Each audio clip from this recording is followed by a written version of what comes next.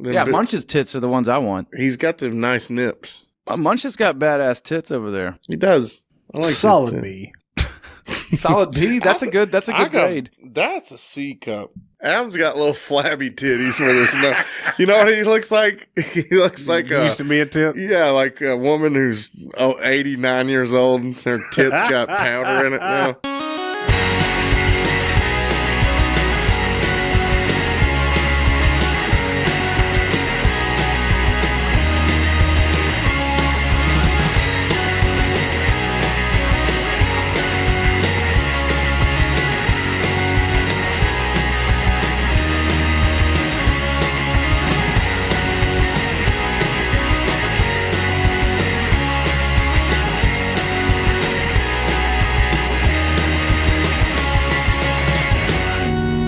What is up, party patrons and casual listeners? Welcome to another incredible episode of the Blitzkrieg Pop, number 49 to be exact. I'm Adam.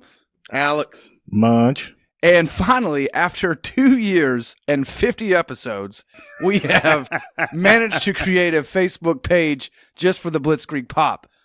About looks pretty good, too. About damn time. It's about damn time, yeah, absolutely. It's got the old logo on it. It's got the shitty old logo. It's the only picture I had on my computer.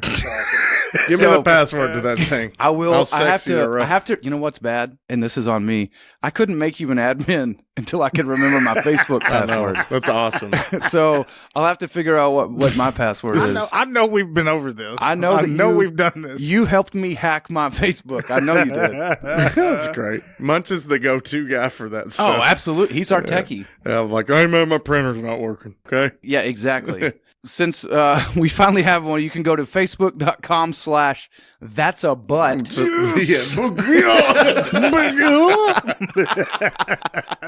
Good. And follow us there for all things show related. And we're going to have a merchandise line coming out there. And we are. We're going to have all kinds of shit happening. Also, feel free to discuss with us our failures and shortcomings as human beings and as podcast hosts. We know there's plenty. Yes. There are plenty. Thanks again, and let's get this shit show on the road. Now over to Munch for sports. I just wanted it to sound like a bad voiceover. I fucking love that. That's good. Well, I mean, technically, I'm the resident sports guy here. You are the sports guy. Nobody else knows. Technically, my ass, you are. Nobody else knows dick about sports except boxing. I know boxing. I know boxing. You guys know boxing. I know a little bit of hockey. Watching Tyson v. RJJ.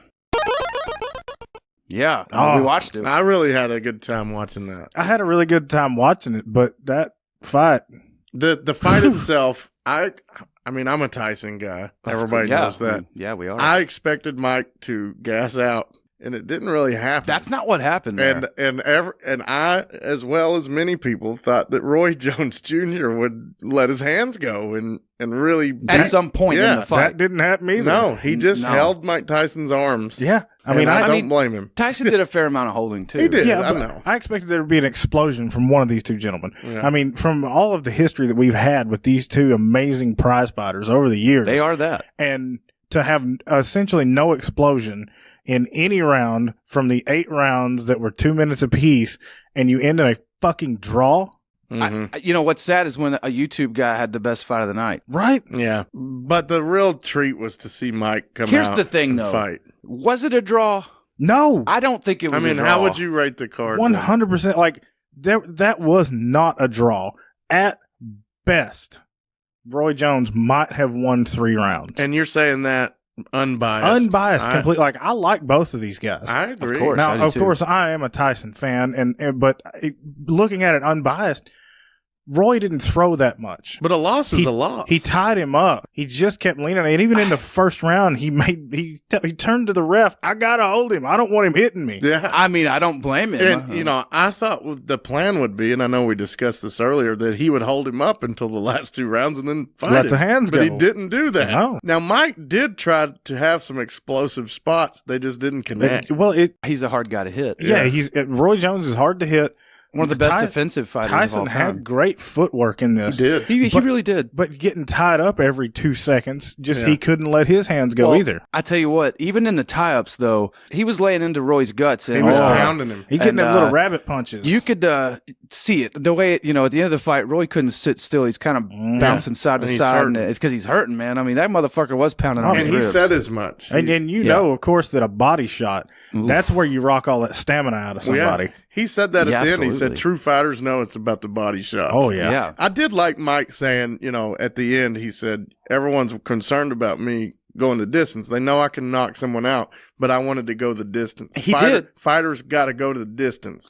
And I really like that. I've never really seen Mike Tyson as a boxer per se. He's more of a fighter. Absolutely. He's a slugger. But He's a slugger. He in the same right, though, this was only an 8-round, 2-minute per round fight. Yes.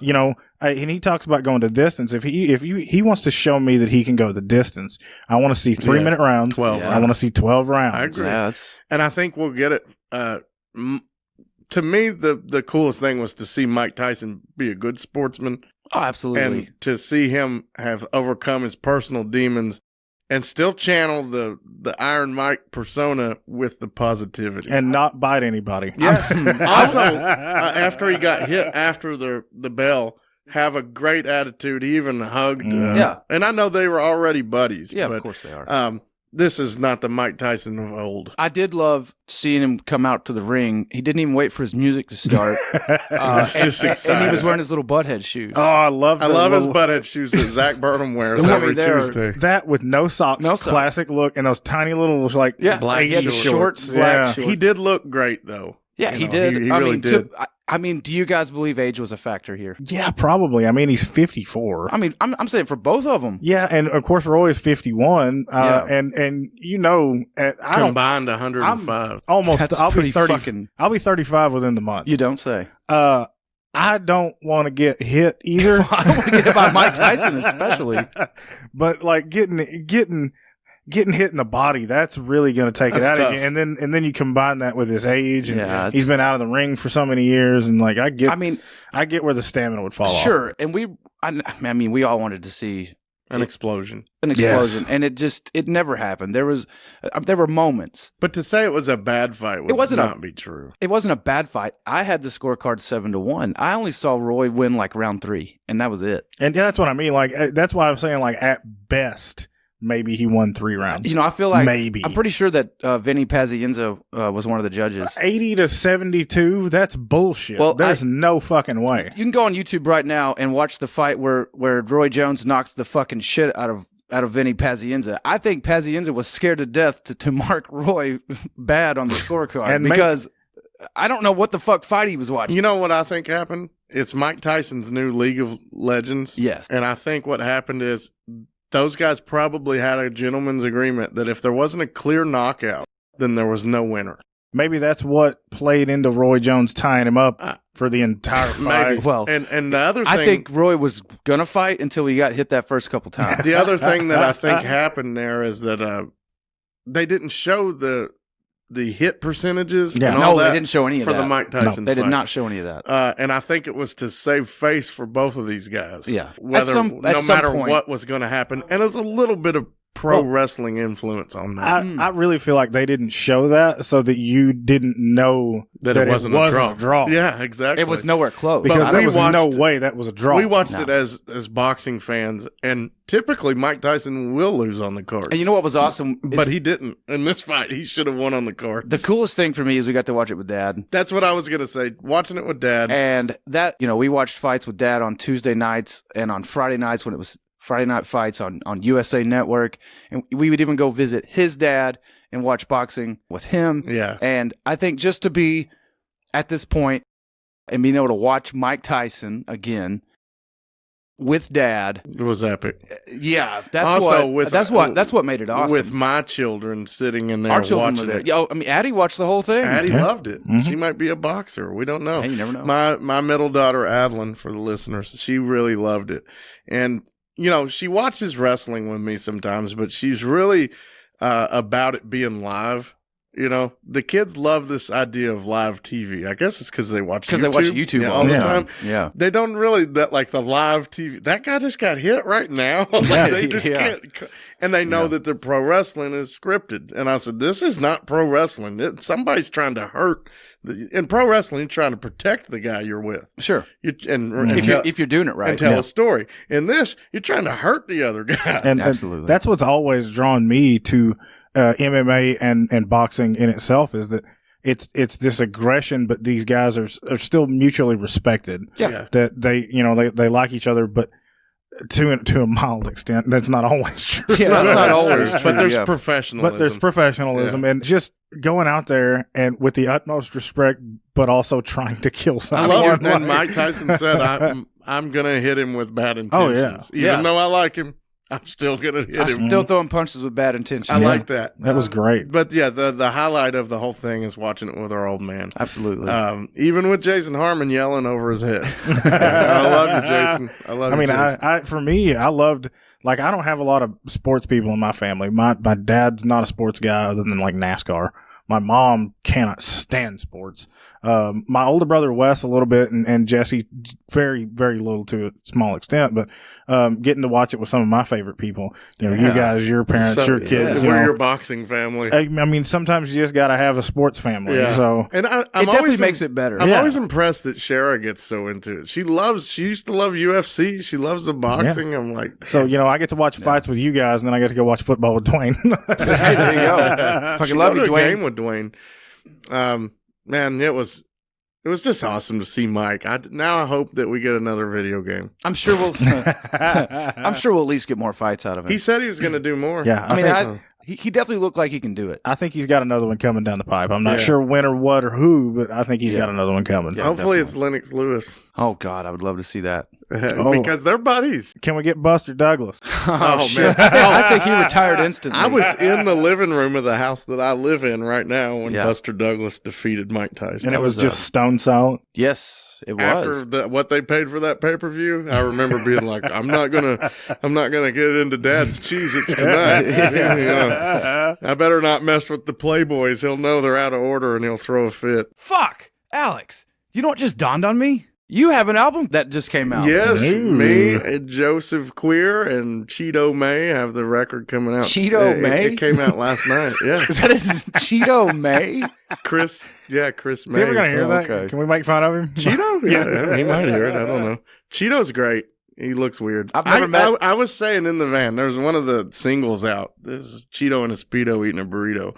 And I was singing that in the van, and Joe was like, I'm making a song out of that. And I was like, no, that'll never happen, And then here we are. Cheeto and a Speedo eating a burrito. So do you get like a byline for having the idea? Hell no. Oh, no credit? No, we had a great time making the record. It was awesome. Man, the drums sound I got to great. sit in on some of the sessions. Adam came down. Did you hear that? Oh man, the drums sound great. I heard that's all he's worried about. Well, no, but seriously, I've done music for years, and I've never had that recording that sounds great. It's cool that it's Joe's little garage there. Yeah, it's really good. And Adam did come down one time. We did twice. Twice Shit for Brains and maybe Young, Dumb and Into Iron Maiden. So you're on the record too? I'm not on the record. Okay. He's on the couch. I was on the couch. and Munch has been there. I've been on the couch. Yeah. So you know the couch. And Joe made what do you make, lasagna? Yeah. It was good. Oh, and Joe made us ribs. Yeah. Man. Joe's awesome.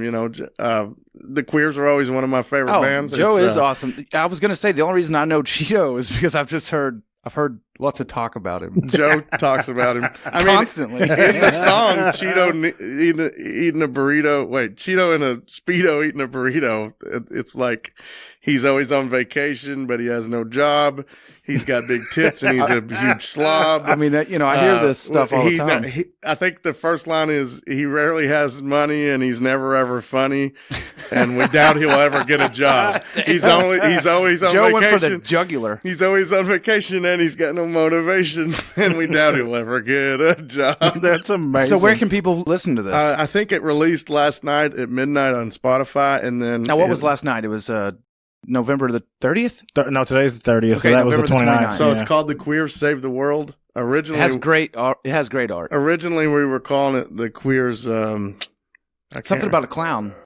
Oh, same old circus, different clowns. There you go. And then Joe said we should change it to Save the World because of the virus and all that. And it's a fun album. And definitely a fun album. It's a fun album. It'll have its critics who are like, that queer said dildo. What? And, Shirley needs a dildo. And there's a lot of tongue-in-cheek, stupid, fun songs. Yeah, it's for fun. If anybody's ever heard the Queers, they already know. Absolutely. You should kind of come into that knowing a few things. Yeah. So where can our listeners find it, though? Spotify right now, and it's an Asian Man Records release. Awesome. All-Star Records. And the Queers Facebook page, you can like that. And you can watch us. We're going to do a live concert on December 19th through the Facebook, and we're going to play the album. The Facebook. I like that. It's like you're 75.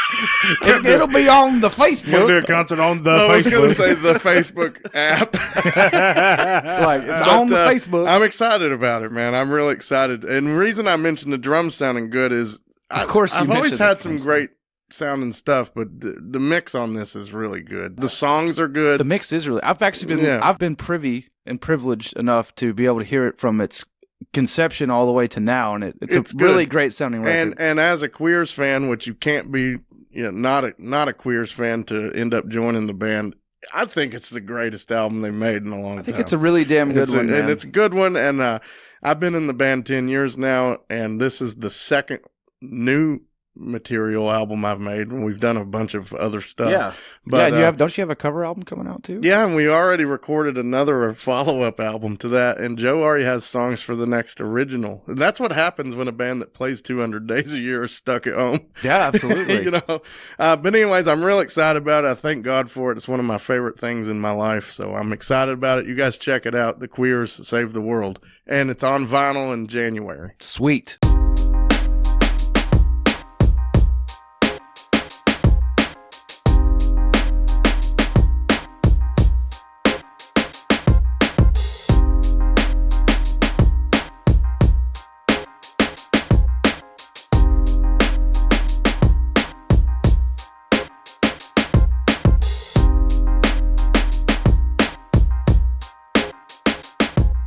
All right, fuck the Queers. Let's talk about Mandalorian. Oh, Mandalorian. Why would you want to talk about that bullshit?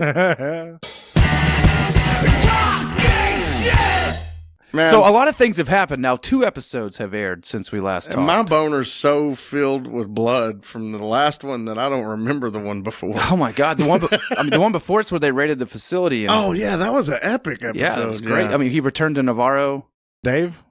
Yes, Dave Navarro. No, the fucking planet Navarro, asshole. Dave Navarro's goatee sucks. And Cara Dune was shown as the Marshal. What'd you say? Dave Navarro's goatee sucks. What's wrong with his goatee? It's a reference to the Queers. Oh, okay. Dave Navarro's goatee fucking sucks. See how we moved on past the Queers? Yeah, like sorry really about good. Keep bringing that. Sorry about that. That's the bugs, by the way. But anyways, go back. Who did what now? Who did what? What happened? Let's see. The Mandalorian and the Child returned to Navarro, where they had left Cara Dune and Grief Karga, and it shows that Cara Dune's become the Marshal. Yep. And Grief Karga's the Magistrate. And they ask him, while his ship's being repaired after that shit show on the Mandalorian episode before that, they ask him to help take down an Imperial base that's still on the planet. Man, that shit's badass. I mean, are you following? You remember this one now? Yeah, it's got the guy. See, I recently rewatched episode 1, and it's got the blue fella that farts out air out of his face. Yes, yeah. His very first bounty on the show. That's the alien name for their race. The blue fella. What do they keep calling? They farts out air out of his neck. They call him something. Oh, it's amazing. Throughout the whole episode, they're calling I don't know him his name, but Akbar. I really enjoyed that episode, though. Carl Weathers is a great. He was a really good director. Yeah, that's what I mean by directing. Directorial debut. That episode got into a lot of shit. It was cool seeing the child in the classroom setting, and there being a protocol droid. Yep. Hey, and he told those are macaroons. Those are absolutely macaroons. They're totally space macaroons. Yeah, that is not far, far away. I've had a blue macaroon right here in Duker. Did you puke it up all over yourself? No, but I did use the Force to eat many of them. I'm not sure that was the Force. Just the centripetal force of him shoving it in his mouth. It was scientific force. I forced it down my fucking gullet. So they assault a Imperial station that's still left on Navarro, and inside of it, they find some pretty interesting clues. Dexter's laboratory. They do. They find the lab, and there's a video that gets played of the scientist from episode 1 of the show. Yeah. He's the one that told us the age of the target. No, that would be the... No, that was... No. I just watched it. The guy that tells you the age is the guy that hires him. I thought the doctor told that guy. Well, anyways, it was let's see, he was sitting there with that one fellow, the old guy. Something about the tag. He says, all I can tell you is the tag is he's 50 years old. His age. Yeah, you're right. But that guy's the one that was talking to him. He's the scientist. The doctor. He's the scientist there at that facility. Interestingly, if you look closely at his insignia, it's from Camino. The gambling planet? Camino. El Camino? You motherfuckers. Why do I always have to break out all the prequel knowledge here? The gambling planet, Camino? No, Camino is the cloning planet.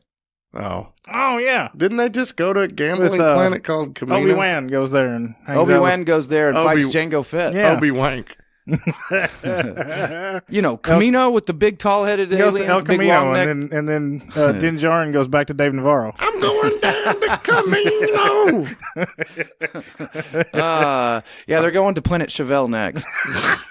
When are they going to Kathmandu? I'll tell you what I really want to do. Is go to Kathmandu. I just really want to get out of here. Yeah. I'll tell you, I'm going to Kathmandu. We'll go to Kokomo after that. Bermuda. Anyways, yes, you're right. I'm happy. This is awesome. I'm happy. So the doctors are there, and what I saw seemed to be some bodies. Now, Adam, you have had many people telling you those are Snoke-looking bodies. Everyone says those are Snokes in those chambers, and they're not. What do you think, Munch? I don't know what they were. Looks like fucked up chicken nuggets. You can watch several videos on YouTube where they've zoomed into these chambers, examining in them to see what they are. All they are is just bodies. Science experiments that went horribly awry. Yeah. I mean, looks like shit's exploded out of their arms. They don't look too healthy. But I assume it was them trying to put the blood of the child for the midichlorians into someone to make them force sensitive. Yes. And it didn't go right. Yes, and that's exactly what it is. And at the end of the episode, when we see Moff Gideon, and that was an Eric fart. That was a Munch fart. I thought it was Rosie barking. that was a bark, all right. Wow. It was Munch's ass barking.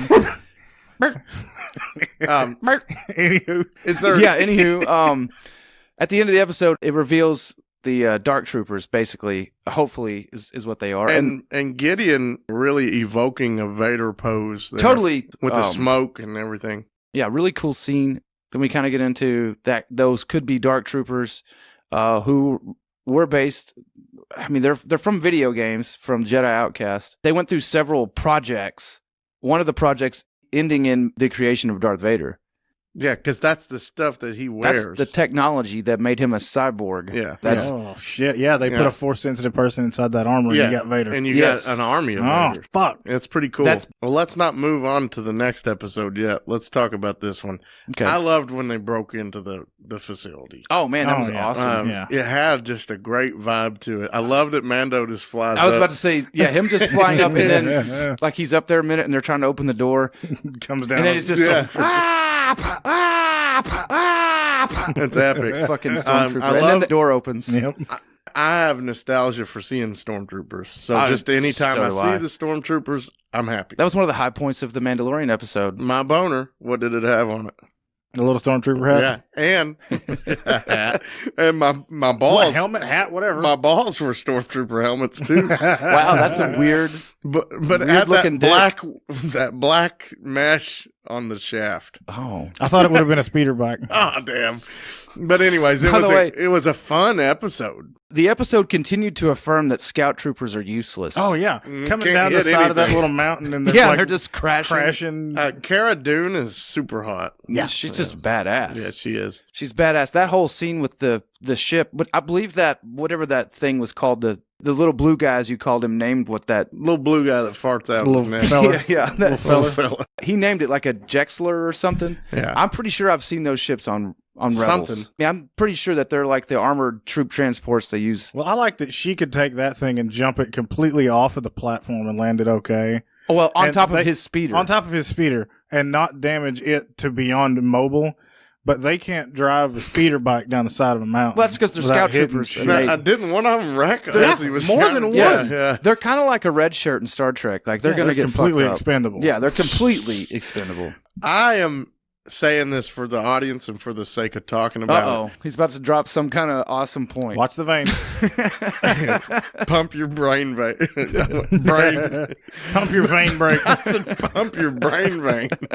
Yes. Let me pump it on down for you. No, there's nothing. This isn't controversial. Okay. No. Why do the stormtroopers keep working there? Where's the money coming from? What's going on? If they keep dying, you don't have to pay them, so there's no money. Right, but the Empire has fallen. Why are they still working? I actually feel like this is a great point, and, and that it may be answered in the next episode. Why are we still working here? Palpatine's dead. The Empire's fallen. Of course, there's going to be people in real wars and real regimes where they try to take over. But everyone knows the Empire fell. So why are the stormtroopers loyal to this? I would say because I'm interested in because that. I would say that warlords, like typically, like in our history, in the history of even the world here, just because an empire falls, at the core of it doesn't mean the outskirts of it have fallen. I totally agree, because someone's going to try to snatch that power. People are going to usurp that, especially people that are powerful like Moffs. But like, they're let's say you're a low-paid regular stormtrooper, and you're like, Palpatine's dead. I'm fucking out of here. Well, I guess you could. Yeah, you also take your life into your own hands because one of those dudes is going to kick your ass. Probably. That's probably true too. I don't think you get to quit. I just find it interesting that there's still bases operating. There's a lot of Imperial stuff out there. I would say that we get that answer in the next one. I do too. And I'm not saying I don't understand it. I'm just saying I find that... No, it's a great question because who is financing it? I find that part of Star Wars interesting. What I find so interesting about The Mandalorian is that it shines a light into these dark corners that we've never got to explore before. Yes, that's awesome. And it's somehow better than every other version of Star Wars except for the originals. I feel like it ties just right in with the originals, and I love it. It feels like it. It does. When I rewatched episode 1... one of the main things that Adeline noticed, my daughter, is that not CGI. No, it's not. That stuff is real. Nothing's been updated. You got shitty control panels that just have buttons and switches everywhere. This is a big issue I had with the prequels. Is it's CG? It looks really all bad, really too. fake. Yeah, nothing's got like touch panels and things that are upgraded. I mean, there's a lot of practical effects in this show, and that even comes down to how they had the Jedi's fight. I love how they, in the next episode, we'll get to it, but the fighting is not super flips and fucking pulling shit and running up walls. They're fighting. It's a lot more samurai than that. Yes, and the classic ones were like that. But I think they mix it a little bit. Better. A little bit. Of course, yeah. There's a time for all that. They pulled down from the prequel trilogy, and they pump up from the original. I agree, and there's a healthy balance. Yes. But, we were seeing Anakin doing flips and shit. What divides the prequel trilogy from the OG trilogy is the number of Jedi. Agreed. There's so many Jedi in the prequel trilogy that they had to differentiate them. Well, that makes sense. They had to give them lots of moves and ways they moved, and, that's why Yoda's all flippy. And they couldn't just be standing in front of each other. Yeah, because basically, when you get to the OG trilogy, there's only two. Yeah, I never considered that. So they had to have a way to differentiate their fighting styles. I always thought it somehow felt less to me, like less important. The movements were less important. I think you're supposed to feel that about the Jedi Order, is that altogether they were at a point of collapse. They were acting as the police instead of as liberators. Yeah. I mean, they got it fucked up. Yeah, they got it real fucked up. Ahsoka Tano quit the order because she was like, I didn't join this to be a soldier. Yeah. Did it for her mental and spiritual health. Yeah, and but then they're just soldiers. Yeah. And that is an interesting thing, and it's definitely a commentary on religion. It's definitely a commentary on politics. Lots of things. Yeah. It's a commentary on a lot, and that's why we enjoy it, right? Because you mix a little fake with a little real, and you got it going. I think that's always the best kind of science fiction. But Mandalorian, when I first heard of this thing, Bounty Hunter, it looks like Boba Fett. How can this be? And it's been one of the greatest things. Yeah. I look forward to it. And like we said, I only mark time now. Is it Tuesday? Is it Wednesday? It's been 3 days since Mandalorian, and there's 2 to go. I mean, absolutely. Fuck yeah. But I hate that it's coming to an end, but I think it's going to be awesome. I've already watched this. I've watched the last 2 episodes 4 times each. Wow. That's awesome. Just because I can't stop. I mean, and then when it's all over with, I'll go back and watch the whole season again. That's awesome. Maybe 2 or 3 more times. I'm glad that you're able to it really get that. Excites me, man. Absolutely. I mean, it's well, that's what it should do. And I mean, moving on to the next episode, because I mean, it's really hard to give that previous episode, episode 4, all that it's due because episode 5 was so fucking exciting. Overshadows it. Mm-hmm. And here's how you know the show's great. I felt that way about episode 4. Right. And then when 3, we were talking about this, I went, I don't even know about episode 4, but it was my favorite one at the time. Man. March, would you like to tell us how this 5th episode starts? I don't know if this touched you the way it did me. Well, honestly, like I don't know the characters like that real well, nice and slow. But yeah, it's kind of if I remember correctly, doesn't it just kind of start out with like a shootout in like this green forest, and you don't really know what the hell's happening? Yep. You just see some pew pew pew pew. Yeah. So that's exactly the sound effect too. Pew pew pew pew. And it's just firing off into this green mist that you don't know what the hell's happening, and all of a sudden you see these 2 white lightsabers, and they look carving motherfuckers up in the mist. Yeah, like the coolest fucking thing. I mean, Ahsoka was having Thanksgiving, bro. She was carving motherfuckers. And like she was. I don't really know who she is because no one takes my recommendation seriously. Well, now that you brought that up, I haven't watched these shows yet. Well, but now it doesn't really fucking matter. I don't care. I'm still gonna watch them. No, you absolutely should. Yeah. But she starts carving motherfuckers up left and right, and I'm just like, oh, this is great. Yeah, I mean, man, dude, when she slices through the tree and then through the guy at the same time, and then she force throws the piece of tree at the other guy, like, holy fuck. Ahsoka Tano finally makes her live action debut. And what's crazy is if you go back to, I think it was our episode in February or March, we were already talking about this. Oh, yeah. Rosario Dawson, I was a little like, I don't know, she was Claire. I hated Claire in Daredevil. She looks just like the character. She really does, though. Yeah. There are pictures, still frames that I go, is that the CG or is that the real? Yeah, I mean, no shit. And I want to just say, that's Dave Filoni right there. Okay? Yeah, it is. He created her. He is the Kevin Feige of Star Wars. Star Wars has a bright future with that guy because he said, she's going to look just like she looks in the cartoon. And it's perfect. And damn it, we're going to pull it off. And they did. So I was texting back and forth with Corey Green, which happens every time there's a Mandalorian episode. I mean, we text back and forth for like He thinks all my opinions are bad. Well, I mean, they're not bad. No, he said you're funny. Said. He says you're funny. Yeah.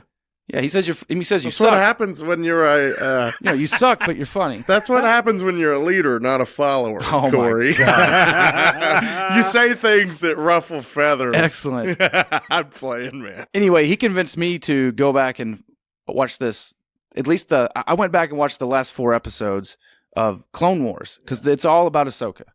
And it kind of sets up where she is. Also has a lot of Bo-Katan in it, which is cool, because we've already seen her in this show, because I do believe probably Mando will end up teaming up with one or both of them before this thing's all over with.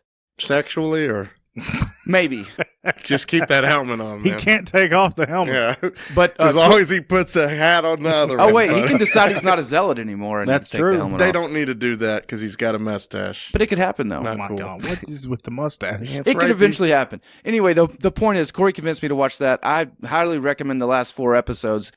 The last season's broken into like 3 different arcs, so you don't have to watch every bit of it. But if you watch the last 4, they play like a movie. They show you what happens when Order 66 is given, how she survives it, which it's important to know, even though you get her in Rebels, but it's never told how she survived. So this kind of shows you how. It's almost like a movie. It has Darth Maul in it, and it's fucking epic. Darth Maul's much more fleshed out in those. I'll tell you what, Darth Maul is my second favorite Sith.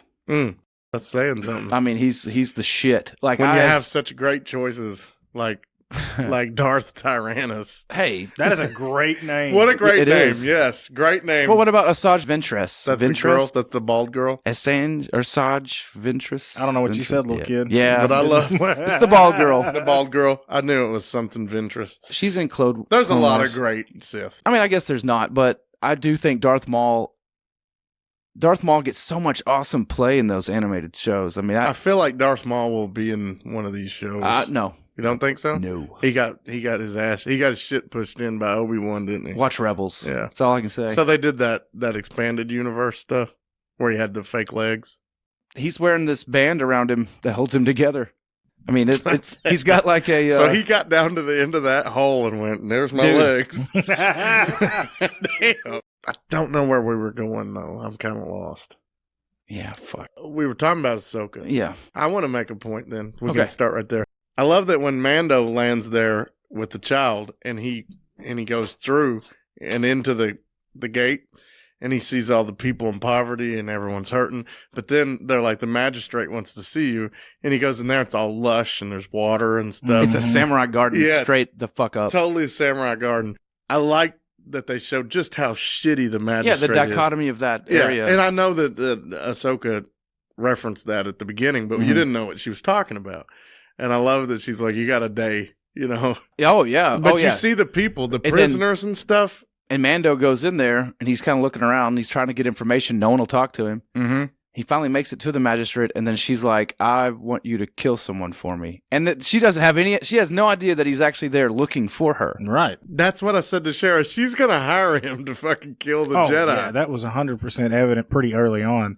But you remember what she offers him to do it? Oh, yeah. The staff.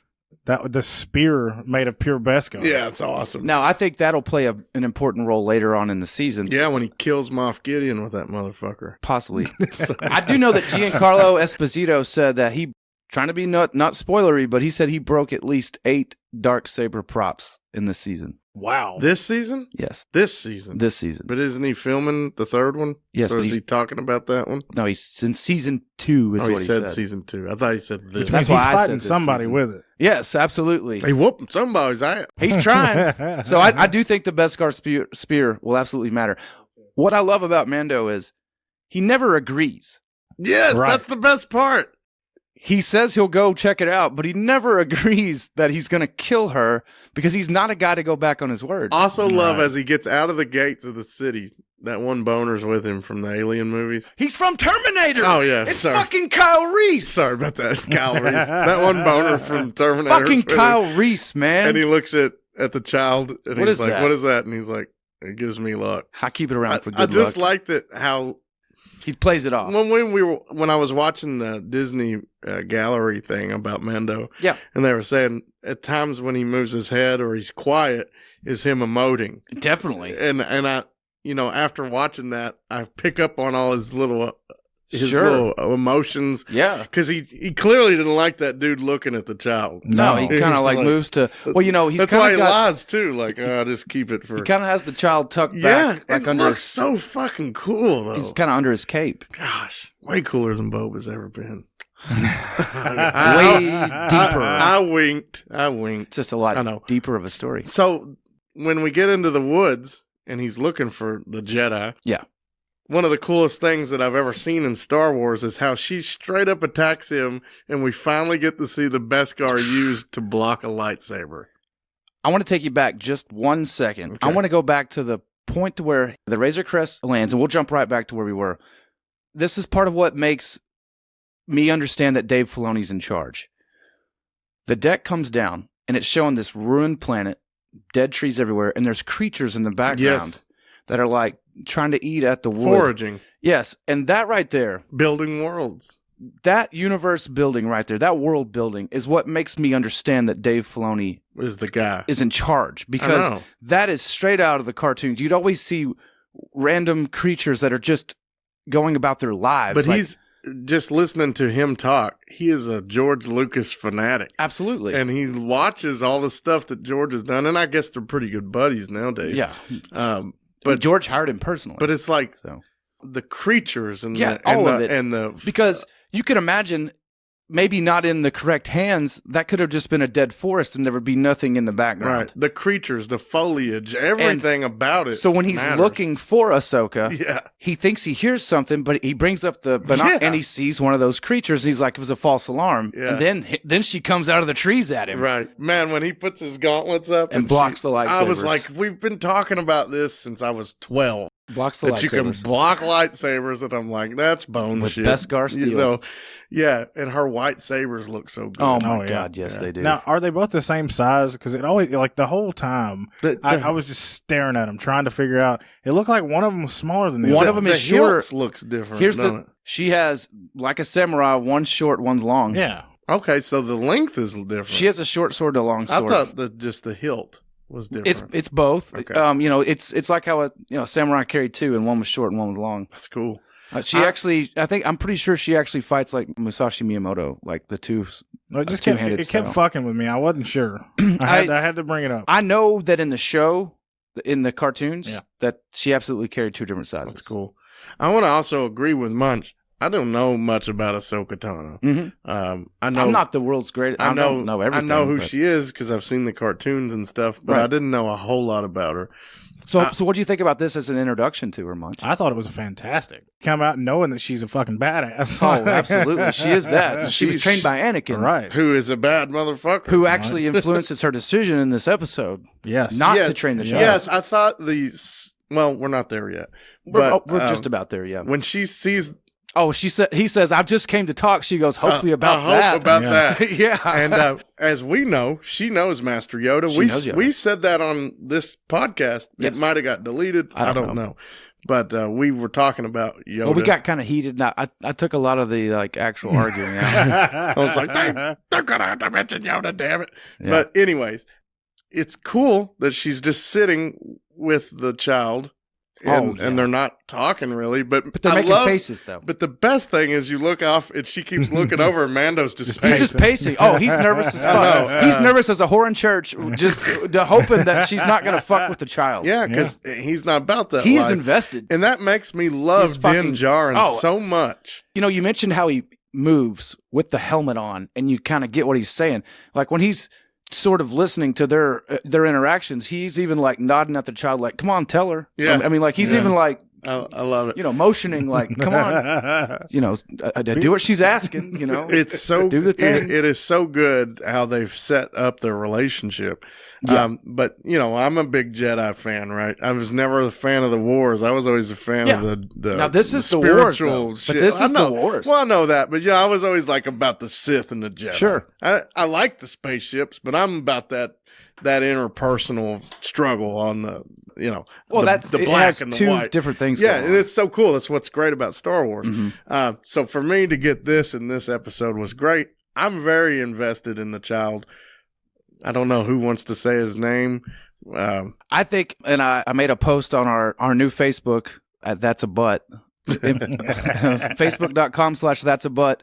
About how finally motherfuckers can quit saying baby fucking Yoda. They won't. His name is Grogu. Shut the fuck up. Hey, every article about it still says baby Yoda. You know what? And I want to smack every fucking one of them. They all say baby Yoda has a name. You know, yeah. It's like, how about this? Use the fucking name. Adams needs a brain vein. Yes, I do. Pump that brain vein. I'm gonna have to do something with it. But you're very upset about that. You always have been. But Din Djarin asks her, like, "What did you get to talk to him?" And she's like, "Well, sort of, in a way." Yeah, in a way. I like that. In a way. And I also like. I think that comes back at the end. She just says Grogu like he knows who Grogu is. Yeah. And then when he says it, the child's like looks right over at him. Totally looks at him, and he's like, "Grogu," and he does it again. You know, like that was cool. I just love that she talks about things being dark for him. Oh yeah. She says he's got a piece of his past missing. He was a child being trained at the Jedi Academy on Coruscant. Yes, when it was attacked during the Clone War, during Order 66. At Order 66. So this leads us down another path as fans. Who removed him from the temple? That's a great point. We don't even know how he got to where Mando found him. This is a first nod in this episode to Darth Vader, because we know Anakin's not Anakin when he attacks the temple. And he doesn't just do it to kill kids. Right. He does kill kids, though. He's trying to prevent more. He's trying to kill Jedi. Yeah, that's what Order 66 is. He's not just killing kids because he's a terrible person, but he is a terrible person. Well, it is, to me, the darkest spot in Star Wars lore, but it should be. We're not supposed to like Darth Vader. That's right. And sadly, we all do, right? But I was telling friends at store, Shara, whoever will listen to me, because it's all I've talked about, Darth Vader, before the prequels, was something else in your mind. He had a redemption. To me, even though, yes, he was there when the planet... We talked about this. We have, but I'm just going to hit on it just a minute because we're getting new listeners. Even though he was there when Moff Tarkin destroyed planets and things like that, he didn't actually do it, even though I've definitely blamed him for it through the years. But he did kill those younglings. I don't know how many times we've argued with each other with me saying Leia absolutely says Tarkin's holding your leash. I know that, and I still hate him for that. But it was easier. You had the redemption. Yeah. The killing the younglings hands on, ruins Vader for me for the prequels and everything else. Well, I think it was a bad move. It's also to get him over as a villain because they were struggling with Hayden Christensen. They were struggling with bad movies. They were struggling with it. Having said all that, it sucks to come back to that, but it's also interesting to think of the child being there. It's not only Vader that was doing the killing at Order 66. I know that, but Vader's the most celebrated villain of all time. It's never going to be any different. Interesting. And he may be. Oh, he's done a lot of bad stuff. There's no Freddy Krueger stamps. There's Darth Vader stamps. But it's a major thing. There's definitely a lot of Krueger love, though. There is, but I'm saying that's wrong. For a child killer and a planet killer, he's got a lot of love from the mainstream. Sure. Now he originally was not at the time the stamps were made, he probably wasn't a child killer. That's my point. But so it's kind of shifted through the years how you feel about Darth Vader. Yeah, that was a dumb move on their part, I think. For them to base this story out of that. I know the story's not going to revolve around that, but for the story to be birthed in that moment is awesome because it ties back to the Clone Wars and the Order 66. And I know it's more about the Order, but it is way more about the Order than it's about what's Vader. Interesting to me, I mean, that's just a dark spot for me in general. But what's interesting to me is how was he removed from that temple? And we don't know. And was he removed because of Order 66? Yes. Or did someone remove him before Order 66? No, I think he was removed because of Order 66. And the only reason I asked this question is because I've seen nothing but memes out there now where it shows Vader coming into the temple and the child's there, or Grogu, and he's saying, I got to get the fuck out of here. And everyone's saying that's poor writing. I'm thinking, no, they're going to tell this story in some form or the other. We're going to have to know what happened. Yeah, I would say that's absolutely not how it went down. Of course it's not, because he wasn't in there. I mean, he wasn't in there. I hate to tell people to watch Revenge of the Sith, but yeah. But if you want to see Jedi reaction, like they sense Order 66 just as, like they would sense anything else. Yoda has plenty of time to react. It can feel what's going on with Commander Cody.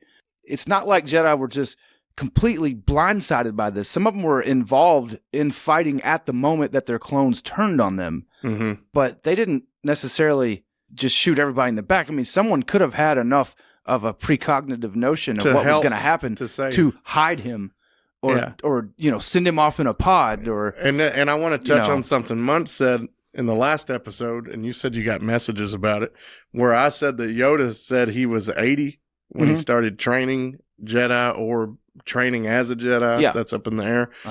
Adam and I looked through that, and they were saying based on his age. Yeah, based on him telling the story of when. Yes, that it was like when he was 4 or 5, right? Well, that they train humans. They begin the training at the ages of 4 or 5. And it's the same comparable time for him. Would be between 80 and 100 years old. So here's what I want to say about Grogu. If he's 50 in that temple, he's too young. Right. He's too young. So someone saved him even more than, of course you want to save all the younglings, but he might be the last of that species. We don't know. He might be the most powerful of that species, the most easy to turn. Who knows? But I'm excited about that story. Munch, you were saying about Yaddle. Yeah. People are all pissed off because his name is Grogu and it starts with a G instead of a Y. Because you got Yoda and Yaddle. Because you have Yoda and Yaddle. Well, and Yaddle was on the council. She was on the council, and she actually quit. Yeah. And her place was taken. And so, I mean, Yaddle could have absolutely smuggled him out. But I like what Eric was saying. Like, some people think it has to be all wise. What if this is another clan group or clan, and it's all G's? Yeah, but we don't know nothing of his species. And that could be stupid, but this is space stuff we don't know about. Yeah, well, I mean, we don't know. But my whole point about all this is I'm excited about the story being told of how he got off that planet. It obviously, like any good storytelling, gave us more questions than it gave us answers. I do want to say a few months ago in August, a Reddit user named Denim Dan said the name of the child. Said Grogu? He said it's gonna be Grogu. And he says he's friends with a stuntman that works on the show. Okay. And that Ahsoka agrees to train Grogu. That's what he said. So obviously something has changed here. Or he didn't have the information correct. Or it hasn't happened yet. I was just going to say that. But here's what I think is going to happen. They're working on other shows, and there's that Bad Batch show. Right. I bet the Bad Batch got him off that planet. Because they're going to tie that together somehow. Or they're going to do an Ahsoka show where she's going after Thrawn. I'm thinking of the Bad Batch, the 3 or 4 episodes about the Bad Batch. I don't know nothing about them. I don't see them being the ones that would do that. And the only reason I wrote that down is... they're just clone oddities. That Denim Dan predicted a few things, but they think that something was changed because Ahsoka does not agree to train him. No, she absolutely did not. And they think it's because they're going to do a spin-off show with just Ahsoka going after Thrawn. I disagree. I do too. I actually feel like Thrawn's pulling Gideon strings. That's what I thought. Like, isn't that the reason? This is why the Empire's funded. Yeah, exactly. Exactly. Yeah, I mean, exactly. This is. I feel like I feel like it was crazy. You asked the question, "How's the Empire funded?" And then the next episode we get this. I also asked why they drop. How come some Mandalorians take their helmet off and then we got an answer. So I'm going to ask some more good questions. Okay? Right? Please do. But seriously, I thought the episode was epic. I love learning about Grogu. I think it's a perfect name. Anybody bitching about it's just being an asshole. And then the mention of the dark side and her seeing what happens to Jedi, when they have passion or they care about something. The second nod to Darth Vader was another nod to Darth Vader. I guess they're not supposed to have any physical attachments whatsoever. That's not good. Which means that Yaddle and Yoda absolutely didn't make Grogu. I don't think he's their child. I don't either. Do you think that much? No. I think that's just people wanting. That's just speculation. That's people seeing the only two of the species that they know. One is male and one is female. Yeah. I mean, and it's an easy line to draw. It's an easy ship, as the kids would say. They're both in Coruscant at the council, and so is the child. And I feel the child's a foundling. It's an easy line to draw, but I don't think it's correct. Well, we know the child's a foundling because the Mando has it. I mean, another time. I think he's foundling and Yoda and Yaddle are Do you think it's just purely a clone? I think they're trying to help him. It could be a clone of Yoda. Could be. I feel like that'd be really weird, though. I mean... Well, was Yoda considered the highest Jedi Council member? At the time. Well, he wasn't... Mace Windu was higher on the council yes. than he was. Mace Windu was. But they always said that Yoda had the highest midichlorian count. Yes. I think, I don't know, and I'm just speculating. Yeah, absolutely speculation. I think that, I don't know. I think Thrawn's a big fucking deal. I think that I'm excited. That's what I know. I think them saying Thrawn, and then, of course, the Beskar spear is a big deal. Oh, yeah. That'll definitely come into play. She made sure he took it. Yeah. Hey, and what's also great about this show is how they... At the very beginning, when he's wanting to play with that little knob, yes. And then it comes into play where he won't grab the rock. Yep. Yeah. But like she says, you're a father figure to him. He'll do it for you. I did feel like, as the episode was closing, and she comes out there and tells him she's going to renege on their deal and is not going to train him. Yeah. Says that he should stay with you.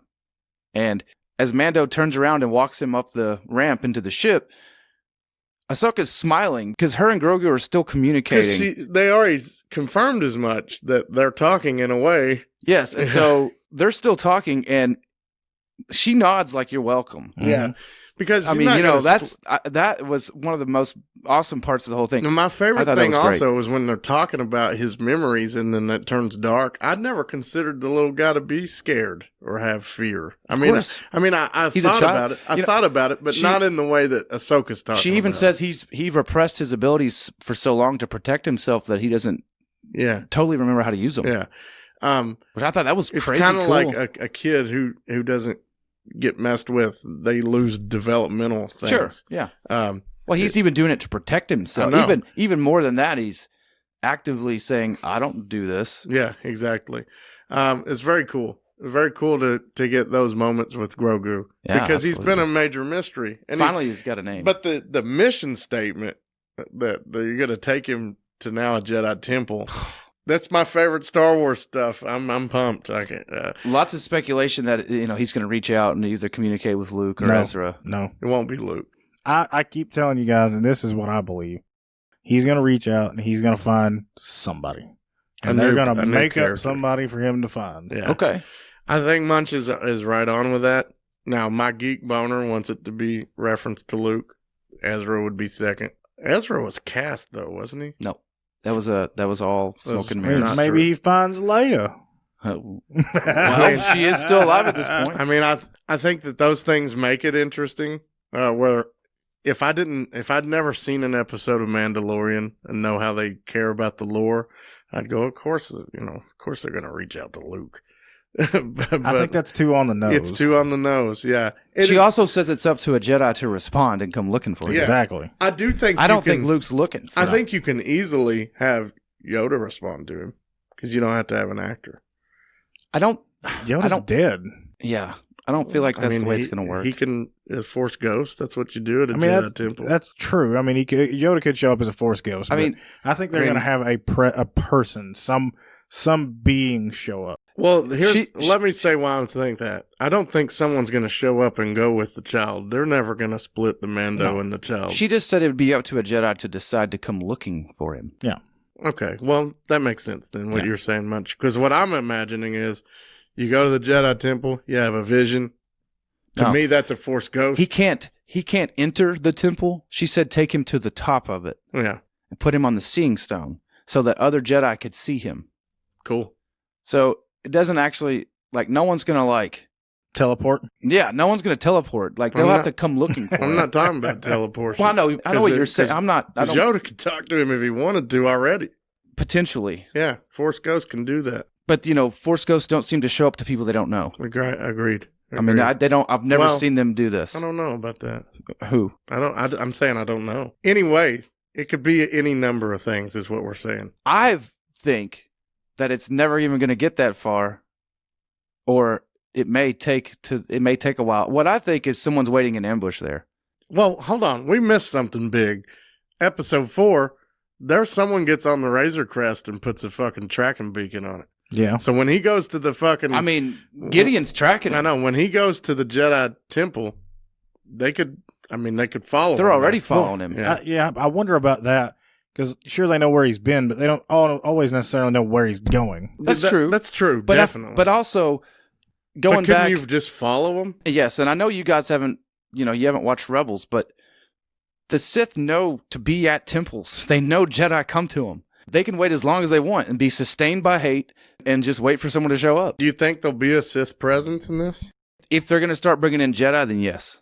All I can say is no matter what happens, a Force Ghost, a person, a robot, I don't give a shit because I trust them. Speaking of robots, those 2 robots that were with the Magistrate, they were HK-87s, hearkening back to my favorite character from Star Wars Knights of the Old Republic, HK-47. I mean, they didn't get to be cool, funny like HK-47, but they were there. Did you know they had 7th Fleet insignias on their head?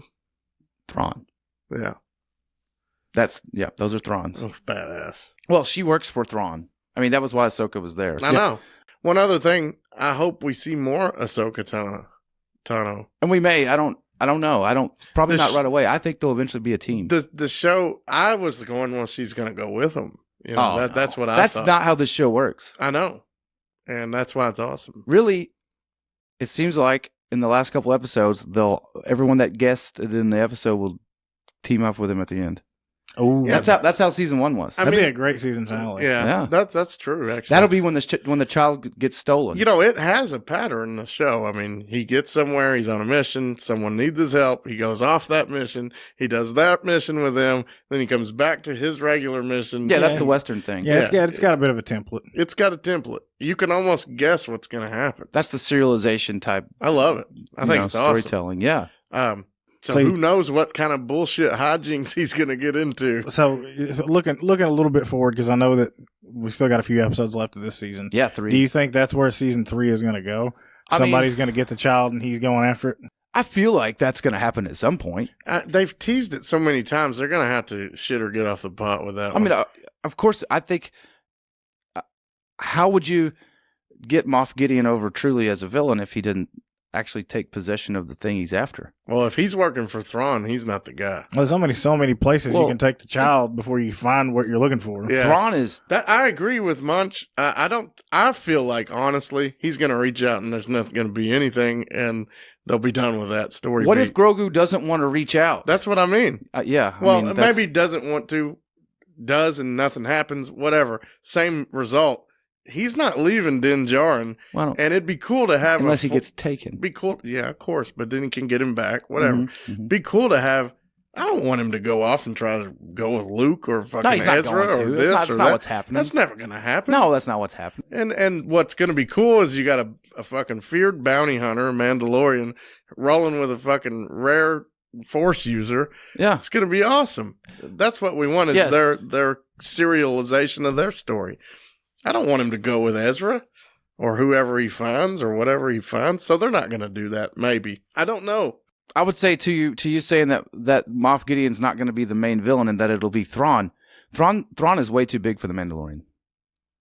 Thrawn is way too big of a villain. So they're telling another story with that. No, that doesn't mean he's not doesn't mean he's not pulling the strings, but he's not the he's too high up the that's bigger in scope than Mandalorian. That's interesting because then you got to tie it into Disney's continuity. I'm not saying he won't be there. All I'm saying is that Mando's not going to defeat Grand Admiral Thrawn. Like that's not going to be what this show's about. I feel that. That's like having Spider-Man beat Galactus. I know exactly what you're saying. And the Mando thing's perfect with the smaller scaled stories. He'll beat him off. But that's interesting then, because then where's Thrawn fit in the Disney pulling stuff? The strings? That's it? He's the interim. I mean, now that they've brought Palpatine back stupidly. That's not a good idea if they were doing all this too. Because he could have been in those films. He should have. Well, that's another. I mean, that's just them stepping all over their dicks. I agree. I don't know. They're idiots. Remember, we don't have. It's not like we have any information to go on here. Brain vein. That's Kathleen Kennedy. It's not like there's anything we've ever. No one's ever written anything about this period. It sucks because, like Corey said, those might be Snokes. They're not Snokes. It leads you to think that because we know the future of this universe at this point before they scrub it. So it's odd to me. We know the First Order's coming. It's part of the future of this world. So where's Thrawn fit into that? Thrawn originally... that make sense? The more I've thought about Thrawn, the more he's too big for Mando. I agree with that. You're saying. You know... I'm not arguing, is what I'm saying. No, I know you're not arguing. Yeah. I'm just making a point that it's strange to include him if he has no role to be. There's no payoff. I'm not saying that there's no role. I know you're not. That's not what I'm saying. I know you're not saying that. So you're saying he's too big for the Mandalorian. I agree with that. He's too big for Din Djarin. I agree with what you're saying. Then why mention him in the Mandalorian? The reason I'm mentioning Thrawn is because I feel like there'll be a spinoff with Ahsoka trying to hunt him down. You know what? I don't care what happens as long as Thrawn is involved. I feel that. I fucking love that character. I know Munch said he doesn't know shit about him. Watch Rebels, damn it. I keep telling everybody this. He's blue. He's a Chiss. That's his species, Chiss. Akbar. He's got red ass eyes. He has red eyes. If I don't know what something is, it's Akbar. There you go. I like that, but we know what Akbar is. He's a Mon Calamari. He's an Akbar. I'd eat the fuck out of one of him fried. It's kind of got an octopus head. No, wait, what'd you say about this Thrag dude? Thrag. That's General Thrag from Ninja Turtles. He's blue and he's got red. I was thinking Thrawn. Thrag from Invincible, but... Oh, that is a Thrag there, too. Yeah. Oh, General Thrag. Thrag is from Invincible. Yep. So he's blue and he's got red eyes. So he's Nightcrawler. I mean, it's similar. Yeah, that's He's quite the fancy dresser. Was created by Timothy Zahn. Yeah, he's one of the only Imperials that wears a solid white uniform. Yep. Pretty cool. I didn't even mean that bad. I was just sitting there. He does. He kind of looks like a cake. Yep. Kind of looks like Captain America. He looks like he's going to Bowser's wedding, honestly, in Mario Odyssey. I'm surprised that you like him, Alex, because does he meet any of your criteria? You piece of shit. You know he meets my criteria. You know he meets my criteria. He has no cybernetic limbs, no helmet. But he's interesting looking. Is he? Yeah, he's got blue. he has perfectly coaffed hair. He's blue skinned and has red eyes. He looks like a blue skinned Mitt Romney. Grand Admiral Thrawn? Grand Admiral Thrawn. I feel like he's got like the military flat top. He kind of does, yeah. See, I know who this is already. I think you know who this is. The reason he meets my criteria is he has red eyes. Uh-huh. He's got blue skin. Yep. And he wears a white suit. But he's totally normal. He literally looks like a blue-skinned, red-eyed accountant. It literally looks like one. But you can't say blue-skinned, red-eyed accountant. That's not normal. It is in Star Wars. It is in Star Wars, baby. Fucking Moff Gideon, he don't look too cool. Oh, my God. I'm not going into it. I know. He's looking Vader-y. Not cool, because Vader is cooler than him in every way. Fair. Yeah, so I think that's all I can say about Mando. I think that's I'm looking forward to the next one. Yep. Yep. I can't wait for the next one. That's all I can say about that. Yep. Fuck you guys. All right. It's just funny when he did it earlier. He was like, yep. Well, I was sitting here thinking and then just went, yep. Yep. Like a frog or something. I was like, he wears white and you're like, yep. It's like it took that long for it to process. Oh. Yep. Looks like Storm Shadow. Yep. Okay. Let's get to Fantastic Four. Marvel Chronicles. The Expanding Universe.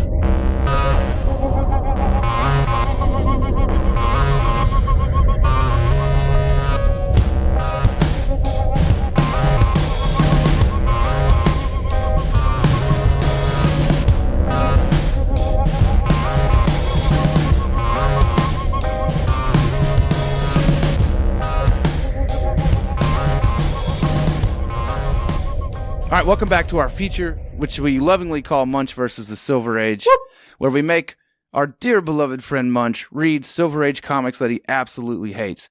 This episode's issue is Fantastic Four #3. And a doozy she is. Oh, She is quite the doozy. What'd you think about her, Munch? Hold on, we'll get there. We'll get to the review. Yeah. This bad boy is cover dated March of 1962.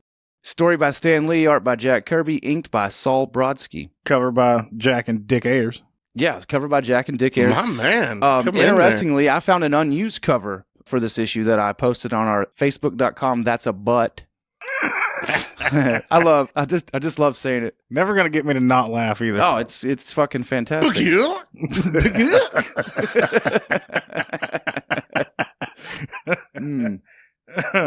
So anyway, lots of things happen in this issue. This is the first appearance of costumes. I thought you were going to say Miracle Man. First appearance of the Fantastic Car. First appearance of Secret Headquarters. The Fantastic Copter. The Fantastic Copter. And the Fantastic Rock. I'll leave that out. Hey, I actually think the Fantastic Copter, though, was in The first issue. It was. But they didn't call it that. They didn't call it that. Didn't have a 4 That's on it. also that rocket that they take to Monster Island. I wonder if it's the same rocket that they just put back in the silo. It is. And if it's the same copter, they were just like, well, we stole it from there, but we can't really give it back. So let's just keep it. I bet that's it. I really feel like that's it. What about the secret elevator? Now that's just we'll go over the plans. We'll get there for the secret hideout. Sorry, but I jumped in on your secret hideout there. It's all right. Not so notable as the first appearance of Miracle Man. Also, it's his last appearance for like a decade. It's his last appearance till the 70s. Yeah, yeah. Not my favorite villain. No, pretty boning. Yeah. So I've got it written down that everybody keeps saying this first Baxter building, this first Baxter building, this first Baxter building. It's fucking not. It's not. It's the first secret headquarters. The building's never named. It's never called the Baxter Building. It never is. Munch even looked in the CGC census. Even on the CG, like if you get a Fantastic Four 3 graded, it says secret hideout, or secret headquarters. It does not say Baxter Building. Now that's interesting. Yes. I bet it's a retroactive thing. And what it is when they do finally call it the Baxter Building at some point in the future, which we'll soon be getting to, it's going to back trace this to being the first appearance of even though it's actually not, because the Baxter Building was from what was the name of the comic? The All-American Squad? All-Winter Squad. All-Winter Squad. The Baxter Building was their headquarters way back in the 40s. Isn't that Cap, Submariner, Human Torch, and Toro? Bucky? Oh, Toro. Yeah, Toro. And Bucky, yeah. Loser Squad. Hey, Cap and Bucky are pretty rad. Yeah. They won World War II. And OG Human Torch got turned into the Vision. Yeah. I don't know what happened to Toro. Toro got fucked. He just got fucked over. Yeah. I found some interesting stuff while I was researching this issue. Hit it. About costumes. Interestingly, Tom Brevoort, who is like Marvel's editor emeritus. Emperor God Brevoort. Yeah, I mean, he's like the gatekeeper of Marvel continuity. Has a blog where he was talking about this issue in particular, which I thought was awesome because, here we are reading it. Yeah. And they had found and dug up a lot of the old artwork for this issue. They did what they call some kind of drawing board test where they could see Kirby's indentions, like actually the real indentions into the page. And they shone some kind of light on it. And what they could see is that the FF were wearing domino masks originally. In the original pass of this book, they were wearing masks. Like the Robin mask. Like the little Lone Ranger mask. That's super weird. That's weird as hell. And they decided to take them out. Now, we don't know why they took them out, other than the speculation is that they were worried they were stepping on DC's toes. With superheroes. It looked like Invisible Girls is different than Reed's. Yeah, it had a little pattern to it and everything. I would definitely look up Tom Brevoort's blog and give it a look. It's in the Lee and Kirby section. I don't remember what the website is. Maybe you can edit it in. You can just look up Tom Brevoort. I mean, there's not many people named that. Brevoort's blog can be found at tombrevoort.com. That's TOMBREVOORT.com. Right. But I thought it was really cool. Some people think Saul Brodsky was told to just erase him when he was inking. Some people speculate, that was the direction from Stan. I'm grateful they don't have the domino mask. Yeah, I am too. I think they just wanted them to be adventurers. They're one of the few superheroes in the Marvel U that are known. Yeah. No secret identity. No secret identity. Which would come into play in like the, 2000s? Mm-hmm. Definitely. They don't have anything to register. There's nothing to hide. There's nothing to hide at all. Like, everyone knows the Thing is Ben Grimm. Probably a revolutionary idea at the time. Probably. Well, I also think that they were doing monsters and sci-fi. They didn't. Yeah. They weren't doing superheroes. Yeah. That was DC's thing. In some ways, this is still a monster book. Yeah, and it still is, but this was the first fan page where they printed fan letters in the back of the book. Oh, yeah, nice. Yeah, so there was that one that was by the dude that inked the damn book. It says it's by Saul Brodsky when Tom Brevoort himself says, absolutely, that's by Stan Lee, because it's just an ad for everything else they're publishing. Which I find hilarious, but it's still cool that they finally printed fan letters in the back of the book. And, as the legend goes, they added the costumes because of fan demand. Yeah, and maybe they took out the masks because of fan demand. Well, I don't know. Interestingly, when you look at the top of these pages that Tom Brevoort has on exhibition over on his thing, the top of the book says, it has number 3, 1962 marked out, and it says November 1961, like it's issue 1. Huh. Which is really weird. That is strange. That is pretty wild. I think there was a lot of back and forth going on here. I think there was a lot of editorial instruction and things going back and forth here. That's cool, though. For all the stuff I know about comics, I didn't know that until today. I didn't know it either. So that's why I like doing this show. So also, this is the first time that they added the line to the front cover. Yeah, I fucking love the tagline. World's greatest comic book magazine. Yeah, and at this point, it probably fucking is, honestly. No, that's not what it says. Excuse me, it was changed to that in number 4. Originally, it says the greatest comic magazine in the world. Yeah. Right. Yeah. And then it changes to World's Greatest Comic Magazine. Well, because it's still there today, right? Yeah. Yes. World's Greatest Comic Magazine is not quite as wordy. Yeah. And it accomplishes the exact same goal. Absolutely. But it was only on there for one issue. Yeah, yeah, I think because they were like, we can write this better. No, honestly, that's right. What's really cool about that cover is it's just screaming out costumes and does it say Baxter Building?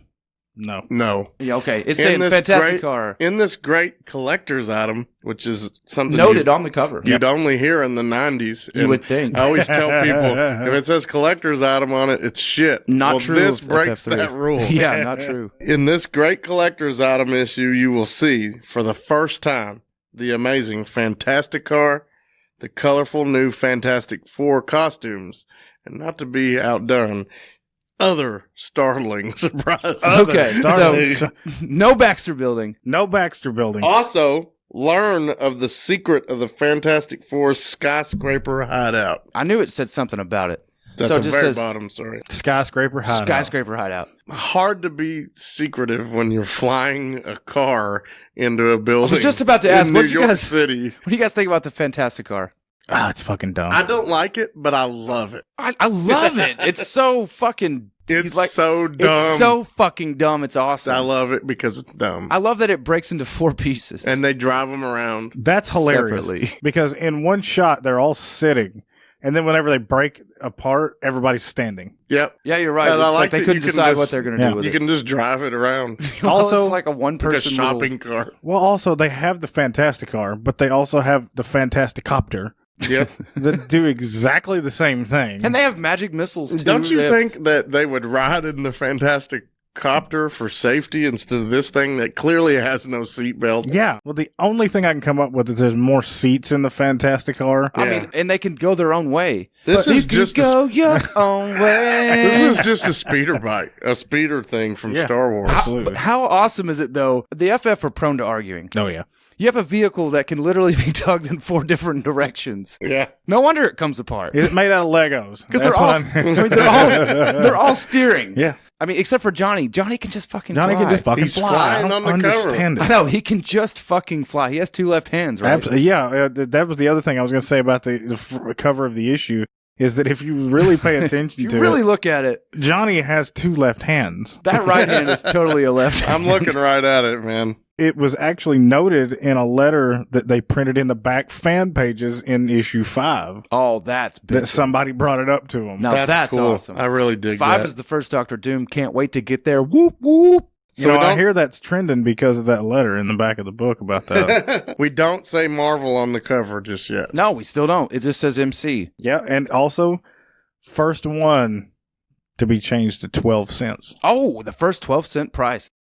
Not a price variant. No, not a 35-cent price variant. Not a retailer incentive. Yeah, not a retailer incentive. Just a 12-cent. It just increased. Just everybody bitching and moaning because I used to pay a dime for this and now I got to pay 2 more pennies. 2 more fucking pennies. I bet people went crazy. Oh, yeah, they did. They usually tested those things. Price gouging. Oh, definitely. Fucking, it's the same amount of pages. Same amount of pages. I mean, damn. It's just paper. You wipe your ass with it. But you get a pinup. Yeah, you get a terrible pinup. So something else I learned about this particular issue is the first time Johnny Storm gets the look of the classic Human Torch. He went from being just a flaming man to actually having the black line detail. And it appears to be done by Saul Brodsky at the direction of Stan Lee in the inking phase. That's fucking cool. Yeah, it looks better than it used to. It looks like we classically know him. Yeah, and that was what I was going to get into. The first note that I have for the actual issue. Yeah, hit me. Cover is more iconic. Not Thing. Well, I mean, things still look stupid. He's still I mean, Jack's still getting it going. That's an awesome cover, But we are hitting a lick on the way the other three members look. Yeah, absolutely. They're way more iconic. Well, they're going to stay that way for 100 issues. Yeah. They're going to look absolutely. Like this. They actually, once they hit issue 6 and the costumes are just finalized completely, I mean, they stay that way forever. They look epic on issue 4. They do. Whenever Ben Grimm gets the eyebrow rocks, yeah. that's where it's... There's flashes of it. Yeah. Throughout this book, you can see the brow, but it never stays like we know it's going to. It's not there yet. No. You guys want to dig in? Yeah, absolutely. Let's jump right into this bad boy. The Fantastic Four and the Menace of the Miracle Man. Is it a menace? Well, they said he was. I mean, they said he was. So something that stands out to me here is this guy is working in miracles like he's selling tickets. I mean, basically. Like a magician. But miracles, I don't know if I'd call them that. But the Fantastic Four are in the audience. Yeah, they're just hanging out. Yeah, trying not to be recognized. I know, he calls him out, but I'm like, why did Thing even go if he's covering his face up? That's a great point. And of note, he actually calls them out as celebrities. Yes, he does. Yeah. Reed looks as we come to know him. And what he actually calls them out as is the most powerful, amazing quartet in history. Well, in 3 fucking issues. I think that about sums it up. 3 issues. At this point, they don't even have costumes. So what do you think about the Miracle Man's design? He looks like Dracula. Doctor Strange. Okay, well, that's fair. Looks like Doctor Strange. I think he looks like someone threw shit at the wall to see what would stick. And, old Miracle Man just didn't do it. Miracle Man, reading this issue, he's pretty cool, but his name and his design sucks. I mean, he's just kind of a trickster. I did note that he absolutely turns himself into a gas cloud. He does. Yes, he does. And they say it's mad. He already is insane. a fart cloud, yes. Yeah. Yes, he's a fart cloud. He shoots lightning, and he's apparently really good at shit talking. He's very gifted. I love that he sneers at the puny powers of the Fantastic Four. I do too. And he mocks their childish feats, and that just lights Thing up. Oh man, it pisses him off because he jumps up on stage. On stage at a paid event. Well, the thing is, though, Miracle Man invites him up there because he's really chastising him. He's really laying the shit to him, honestly. Really pushing his shit in here. He's trying. He's really trying to. He's trying to goad him into a fight. Yeah, and he gets to. And he gets to. And that's when the log thing up there. The log competition happens. Which I swear I've seen this shit on ESPN. Superhero where they're punching logs. Yeah. So in a great series of Thing bashing through the log. Yes. That's awesome art, by the way. And he did beat it down. He smashes it, and then it cuts to Mr. Miracle. He does it with one finger. One finger. Splits it right in half. Yeah, and that pisses Thing off. Pisses Thing off, and he throws a mean fucking right into his favorite jaw. thing is he just punches. And it doesn't even do anything. And here's the best part. Sue gets on stage and says, we got to stop Thing. He's going berserk. And the other 3 members try to stop him. Yeah. Reed's wrapped around him. It's a small panel, but he's wrapped around him. That's how Reed does it. He just wraps him up. And then Miracle Man concludes his performance. Yeah, and then immediately, with no explanation whatsoever, boom, Fantastic Car. Okay, that's what I wanted to say. I was going straight to that. Let's jump right in. They're just driving around in the Fantastic Car. They didn't take a regular car to the performance. It doesn't seem like they took a regular car They didn't take the bus. They didn't take a taxi. They're driving a car through the city in the sky. Hover car. Here's my speculation. In civilian clothes. Here's my speculation, though. Is the cover them traveling to the event? Yes. Okay. Yeah, but I'm sure it is. In the Fantastic Car. I love that Reed. No explanation of where it came from or how it came to be. They have nothing else to talk about, so Reed's like, it's a good thing Mr. Miracle's not a bad guy, or Miracle Man's not a villain. Now, Miracle Man says, the time has come for me to throw off my mask of respectability. AJ does that every time he gets drunk. It's a shitty mask. Now that I have demonstrated my powers to the world, it is time for the Miracle Man to strike. He's so evil. He's evil now. Is that not Doctor Strange? I mean, it's like if Doctor Strange and Dracula had a baby, it's Miracle Man. I completely agree. I mean, it's probably a proto-Strange. Yeah. I mean, he works miracles, but really it's just magic. It's illusion. Well, actually, mass hypnosis we'll illusion. get to what it is. Now, page 5 is where they show them going to their Secret headquarters. Secret headquarters. Top secret headquarters. I've got a little thing here that says, do they own the whole damn building? Because at one point, they say they own the whole fucking building. It says that. Actually, right here, it says, only Reed could have designed this roof to work like an aircraft carrier's deck. And then someone says it doesn't, they're little figures. And none of the tenants suspect we own the entire tower of this building. I wonder if they mean by tower that they're just talking about the upper 5 floors. Yeah, but if somebody was like, I own a tower, would you be like, well, just the top of it? But also, I always used to think Spider-Man always swings up to a building and opens the window and he crawls in. Right. That's one man in New York City swinging up. Someone's going to see it, but not as much. They're flying a fucking car through downtown. Of note, though, seriously, and I'm not trying to tear you down, but honestly, buildings didn't get much higher than 35 stories back then, though. But they're in one of the highest buildings in the city. Somebody is seeing them fly to their building. If anyone's looking up, and we know there's tenants. And there wasn't the internet, so kids are looking outside. Right. They're doing outside things. They're not looking at their phones. They're looking outside. But here's the difference between Spider-Man and the Fantastic Four, though. Fantastic Four don't have secret identities. I know they don't give a shit. Yeah, they don't really give a fuck if you watch It's odd to me that it's secret. That's what I'm saying. Oh, that's a good point. I guess maybe it's... Yeah, how's it secret? You flew a fucking flying it's car. Secret because, Alex, that's why they give us a cutaway. What's secret's on the inside? No. Yes, what's secret is on the inside of it. A fucking missile? It has a missile silo in it. It's got a lot of dumb shit. That's all secret, but it's still a secret hideout. It even says on the cover. But maybe it's secret. No, I mean, like, their address is, like, known. It's 42nd and Madison Avenue, exactly. New York City. So, yeah, their address is known. I think it's secret what's in it. When does it ever say that? It doesn't. It doesn't say it in this issue. I had seen... Are you talking about the address? Yeah. Because I looked it up. The address is not in the book. It's never in the book, but like there are people like, it's the first time that 42nd and Madison have ever been. Like, it's not. It's not in there. I feel like it's just like the New York thing. It's a retroactive thing once it gets mentioned. It's not in there. But since we're talking about the cutaway, let me read all the things. The cutaway is amazing. It's one of my favorite parts of the book. There's an observatory at the very top. Of course.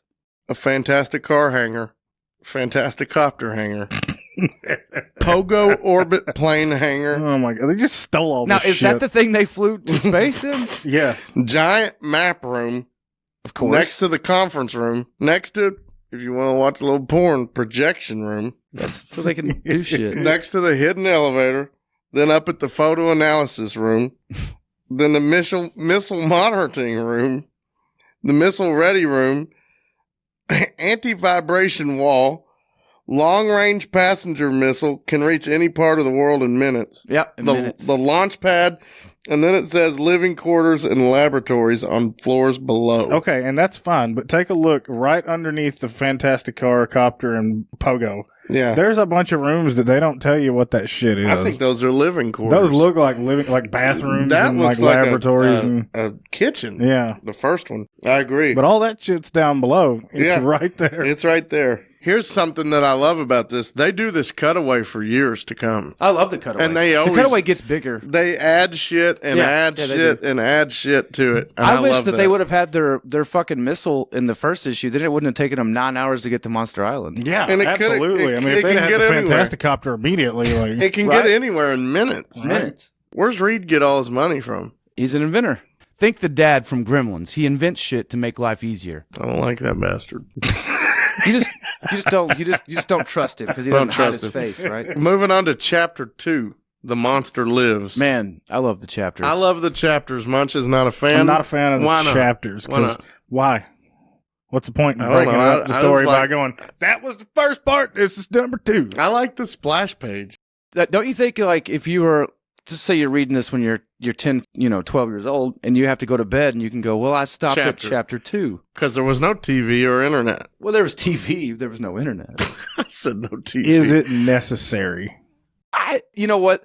I think that all of them, especially the writers of the time, were striving to be taken seriously as authors. So I think they added chapters. This is a real book. That's a great point. I agree with that. Because that was not an accepted career. I just don't find it necessary. Tell me how to pronounce the theater here. The Bijou? Okay, I was saying it's a real. It was a real place. Bajau. It's a bijou. The bijou. Bijou. Well, there's a monster out first front. appearance. The monster from Mars. Oh, the first appearance of the monster from Mars. Yeah, and the bijou theater. The monster from Mars, though, kind of looks reminiscent of the monster in the first. Yes. In every other book. in all the episodes. I said that for Munch because he's always saying, it's the same monster. I had a note about it.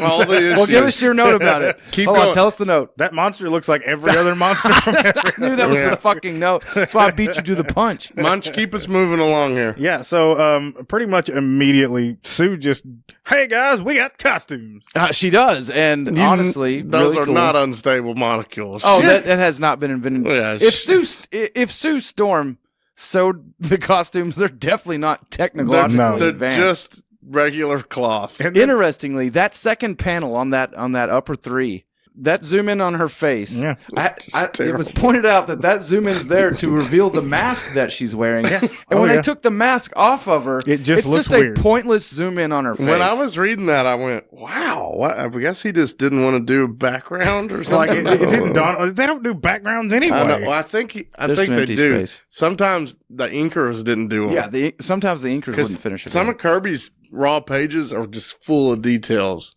Some of them. I think now this is actually though. Pages ain't. Yeah. I actually seen where this was kind of sparse for Kirby because he was in a hurry. He was having to go back and redo the pages. Right. So he did about 30 pages and only got paid for 22 of them. That's also why he hated Marvel. That's why he hated Marvel. Yeah. Yes. So also, he was a star in the Golden Age. He was. So Reed said something about her working for Dior, which was like a famous costume or a dressmaker back in the day. See, I didn't know it, but I figured that was what the reference was. I love that Reed's smoking. Yeah. He's always smoking. Man. He's awesome. Then immediately, he's in a smoking jacket. Immediately, Sue's like, "Thing, let's cover up that ugly ass face." I noticed. Yeah, she just goes, "Here's a helmet." Yeah, you ugly motherfucker. Just drops the helmet right on him. You're done. We don't want to see your face anymore. I love it. Now, didn't you have a note on the helmet, Al? Yeah, I got this helmet. Adam actually pointed this out. I never knew that Thing had a helmet in issue 3. This issue 3? Yeah. But being a 90s kid... How'd you not know he had a helmet? It makes him one of the best villains in Star Wars. Damn, you got me, bro.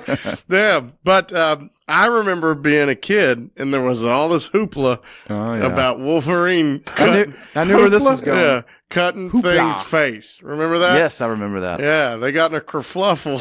Okay. God damn, are you like 130 years old? He's breaking out all the words. They got in a kerfluffle, and what happened was Thing tried to stop Wolverine from beating someone's ass, so Wolverine just beat his ass. He just cut his face. I remember he punches him with his claws and he cuts his face. Yeah. But here's what's awesome. That is in Fantastic Four, number 374. That's a little ways from here. In 1993. We'll get there eventually. 371 issues later. They finally take the mask off a Thing in issue 404.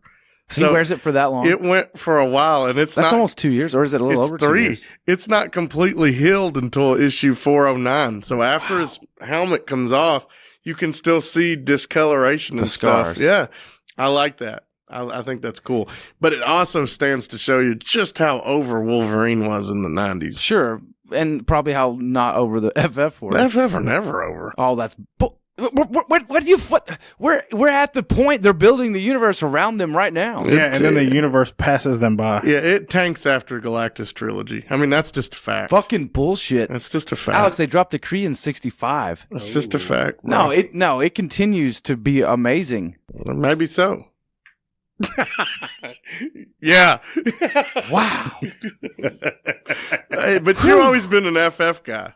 Yeah, I know. And the new Warriors are more interesting. I'm not going to, when we read... that might be a little far. I'm just playing. So when we start reading Spider-Man, I'm not just going to insult it because you like it. I'm not insulting it because you like it. I'm saying the Galactus trilogy is the height of the whole thing. You don't think so? No, it goes... It never loses that level. Then it has like a real bad 30-year run. That's debatable. I mean, it depends on what you like to read. I've read some great stuff out of that 30-year run. I'm being sarcastic, honestly. I mean, there's bad comics and everything. Spider-Man's had a 30-year bad run. Anyway, though, don't they act like that Thing found that helmet somewhere instead of it being the helmet from FF3? Yeah, they in FF 374 they have him find it in the Watchers Museum, which is weird, and without any mention of this, reference to him wearing this mask. That's crazy. I guess it's a helmet, so it does. It's a helmet. Yeah, does make him a good Star Wars villain. Notably, like I said earlier, they were going to wear domino masks, and him wearing that helmet. Yeah. Which why would the Rock guy need a helmet? I love that. Sue says. Because you're an ugly motherfucker. Makes even you look glamorous. And he already wants to bone her. And he's already turned into a monster. Honestly, they make mention of that again later. She went for the jugular. I mean, immediately. That's cutting right to the heart of the thing right there. And Reed's just sitting there smoking. And he's like, yeah, I'm going to fuck her later. Yeah, totally. You know? My best friend got turned into a rock. Such a shitbag. He's Mr. But Fantastic. Meanwhile, old Johnny's watching TV and he sees a commotion up on the TV. Oh man! I keep using old man. The old man words. And he sees Miracle Man on the screen and says, "What's he doing?" He's making some kind of strange gesture. Gee golly! He really does say "gee golly" too, doesn't he? He's manipulating. No, the monster. No, it's the monster from Mars. He makes the monster from Mars come to life. Come to life. And then there's a kerfluffle with the he police attacking some people and doing some bad shit. That's what happens, Bunch. Doesn't he break into a jewelry vault and get a bunch of shit? He steals some shit. One thing I laughed about this. One thing's funny is the Miracle Man sends a letter. I know. I love the letter. I love how it fits in the panel. 5 words. I also love how it fits in the panel. Yeah. The Miracle Man declare war on the human race. Reed decides to call the police commissioner, and the police commissioner is like, "I was just about to call you." I've already got a note here from Miracle Man. Yeah. Miracle Man, declare war on the entire human race. Yes. I intend to conquer the earth. That sounds about right. So then they split up in their little Fantastic car. Again, no explanation whatsoever. The Fantastic car just splits into 4. But it does. That's what it does. It's the Fantastic car. They never explain any of it. What is there to explain? Okay, well, this does this now. We're going to split and go our own way. Nope, it just splits and they're gone. Don't you like to just see things and that's just how it is? And they just accept it like that's normal, which means that's what it does. That's like explaining tit fucking. I mean, the car's floating and it splits apart. What else do you need to know? Why is nobody sitting down anymore? There is not a seatbelt on this fucking rig. You don't need Alex, it's the 60s. No one had seatbelts. Yeah. Good point. They didn't have seatbelts in the rocket. What is cool though, a cool scene I thought was when Reed stretches between buildings to trip the monster. Yeah, but then Miracle Man throws a brick at his head and knocks him down. Why would that do that? Why couldn't he go elastic? Well, he is elastic at all times. He doesn't have to even go elastic. Why couldn't he catch the brick with his head? Fling it back at him. You know, that panel looks odd to me, like it's added. Do you see the size of the monster walking away down the alleyway? Yeah. How tall is how tall is Miracle Man or Mr. Miracle? He's up to his peen, definitely. Did you say his peen? I feel like that panel's added. Yeah, it probably is. I'm sure it is. And then Commissioner gets all pissy with Mr. Fantastic, and he's like, "You let me down." I'm disappointed in you, Reed. You almost had him, and then you let him slip through your fingers, Reed. I'm sorry, Commissioner. I mean, damn, it's Batman. Yeah. That's Gordon. Him and Human Torch have a little run-in. You talking about Mr. Miracle? See, Miracle Man, Mr. Miracle. No, with the monster from Mars. Yeah. Oh, that part. Yeah. Okay. Yeah. Johnny just immediately is like, "Oh, I see him," and he jumps out of the car. He does. He jumps out of the fence. Now the Fantastic car stays up there hovering. It just hovers while he jumps out of it. Yeah, but he flies. He could have done that immediately. And he could have been there way faster. Maybe not wasted any gas. Maybe he doesn't want to be on fire. What? There's no mention of what the Fantastic car runs on. That's it. In 1962, it ran on gas. Hey, kerosene. I don't know what the fuck. I'm saying it hovers. It's just hovering on air power. It wasn't unstable molecules. No, it definitely wasn't. It's polluting the fuck out of the earth. It's not polluting. There's no exhaust, Alex. Point out the exhaust. It's doing something bad. Show me the exhaust. So, chapter 3. Well, hang on. Okay. There's one panel I want to talk about where Johnny is fighting this thing, and he actually calls him a Hulk. Yeah. He does mention the Hulk. I thought the same thing. And I thought Stan's loving that word Hulk. It's coming. Yeah. Notably for our listeners, Hulk is right around the corner. Yeah. So I thought that was kind of funny that, like, this giant green monster, and Johnny calls it a Hulk. Yeah. I mean. And Adam, Hulk is better than FF at the beginning. It's not even included in our list of what's essential. 2, 3, 4, 5. No, but we're only one. We're reading number 1. Yeah, only one is even in the essential reading order. Okay. All right. So chapter 3, The Flame That Died. Oh, I love that title. Now, has Thing already busted out of his costume? No, not yet. That's the first thing that happens. You get a twerking shot from him with his butt and the back of his arm. And they're flying. I like Thing's outfit. They're flying towards the monster who's on the horizon. And Human Torch is every bit the size of that monster. Yeah, oh yeah. There's some scale issues, and I feel like that's from Saul Brodsky re-inking the Human Torch. Yeah, probably. Because Jack doesn't do that. What's cool, though, is I didn't know. Damn, Adam got a fart. I got one. Yes. I didn't know that Thing, until we read this, had ever wore this outfit or the helmet until the 90s. Right. So it's cool to see him just immediately jump out of the Fantastic car, tear the shit off, just and throw the helmet off. Away. And he's like, as for me, I'm getting out of this monkey suit. He's already done with this shit. He's torn the fucking thing off done. And immediately goes to whoop the Thing's ass. This is why Thing is my favorite character. He is awesome.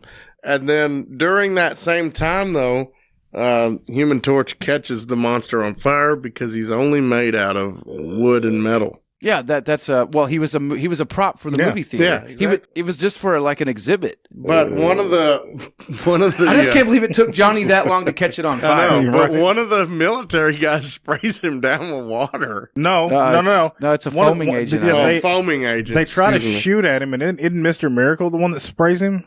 Yes, that actually is Miracle Man. That actually is Miracle Man. Miracle Man's the one that sprays him with his shit. I didn't realize that. Alex thought it was the military to squirt. I was like, why'd they do that? No, that guy's like, no, Miracle Man's like, you missed one, and he shoots Johnny. They talk about shooting Johnny. Miracle Man did it. Yeah, they talk about shooting Johnny, and then Miracle Man's like, nope, got him. Now this is when Thing gets another piece, isn't it? Yeah, but then Miracle Man makes the ground eat him. It sinks him in the ground. That's normal. Quicksand's real, guys. Yeah, and then not asphalt quicksand. Quit acting like dickheads. and then Miracle Man says, the second time I've bested the Fantastic Four. Is it only twice now? Yeah, it's just the twice. Wait, so he's counting the on-stage besting. But he hasn't. Fantastic Four. He hasn't bested Sue though, so he's getting ahead of it. He's not even gone up against her yet. Sue's decided to go invisible. We're about to enter one of my favorite parts of this book. And she says, one invisible girl can accomplish more than a battalion. She's right. She is right. One invisible person. She rides on the back of the atomic tank that Mr. No, that's not the atomic tank yet. It says it. Is it? The Miracle Man's driving off with the tank. I'm going to ride on the back. I don't remember him having the tank that fast. I thought he gets it in a few minutes. He steals it from the army after. Yeah, that's him driving it right there. He steals it. Yeah. He steals it. Not much setup. He's just driving it. Yeah, just drives it away. Yeah. That's why you might have missed it. Yeah. Miracle Man is not that great a villain. I know we've already been saying this. They don't even mention the atomic tank. It gets brought up. Until he's driving it away.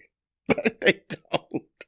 Oh, no, it's the military guy says, he stole our tank. They're here to save our tank, and then he drives away with it. But he just gets in it. It's fucking Grand Theft Auto. They left it running. Yeah, just left it with the keys in it. Yeah, they left it running. We're at chapter 3 now, in the shadow of defeat. That is 4. Oops.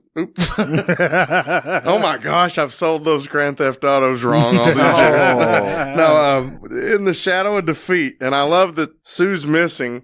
And Reed's just smoking again. He's just smoking his pipe. Sitting there That's what chilling. I'd be doing. What's better is that Thing has his suit back. Back on. Yep. You got something for me on this, Adam? Tore it off, puts it back on. You can see where the pages are probably out of order because Thing has already ripped his costume off. Now it's back on. He's wearing it again. And then honestly, you go through like an origin recap. Yeah, the origin. And then the shirt's back off when he's in the Fantastic Car. Yeah. With you didn't see him put it back on. Yeah, one more page. He gets in a fight with Johnny, and then Johnny quits the FF and goes to a cafe. Yeah. That's later on. The next time you see Thing in the Fantastic Car, he's got no shirt on though.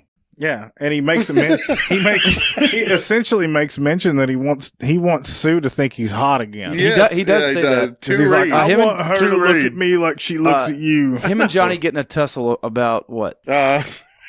Over who looks better in the costume. Yeah, I'm pretty sure that's better in the costume. That's what they fight over, and then I think Johnny calls him a gorilla. Yeah, and he's like, I'll show you, gorilla. Well, what he's saying is that he never gets to look normal. Thing gets all pissy and tells him like, Thing gets pouty, as he's known for. You can't use your power. And Johnny's like, well, you can, and that's I can't, right. and you're being a bitch. And here's what they fight over. He says, it doesn't matter that you're a rock.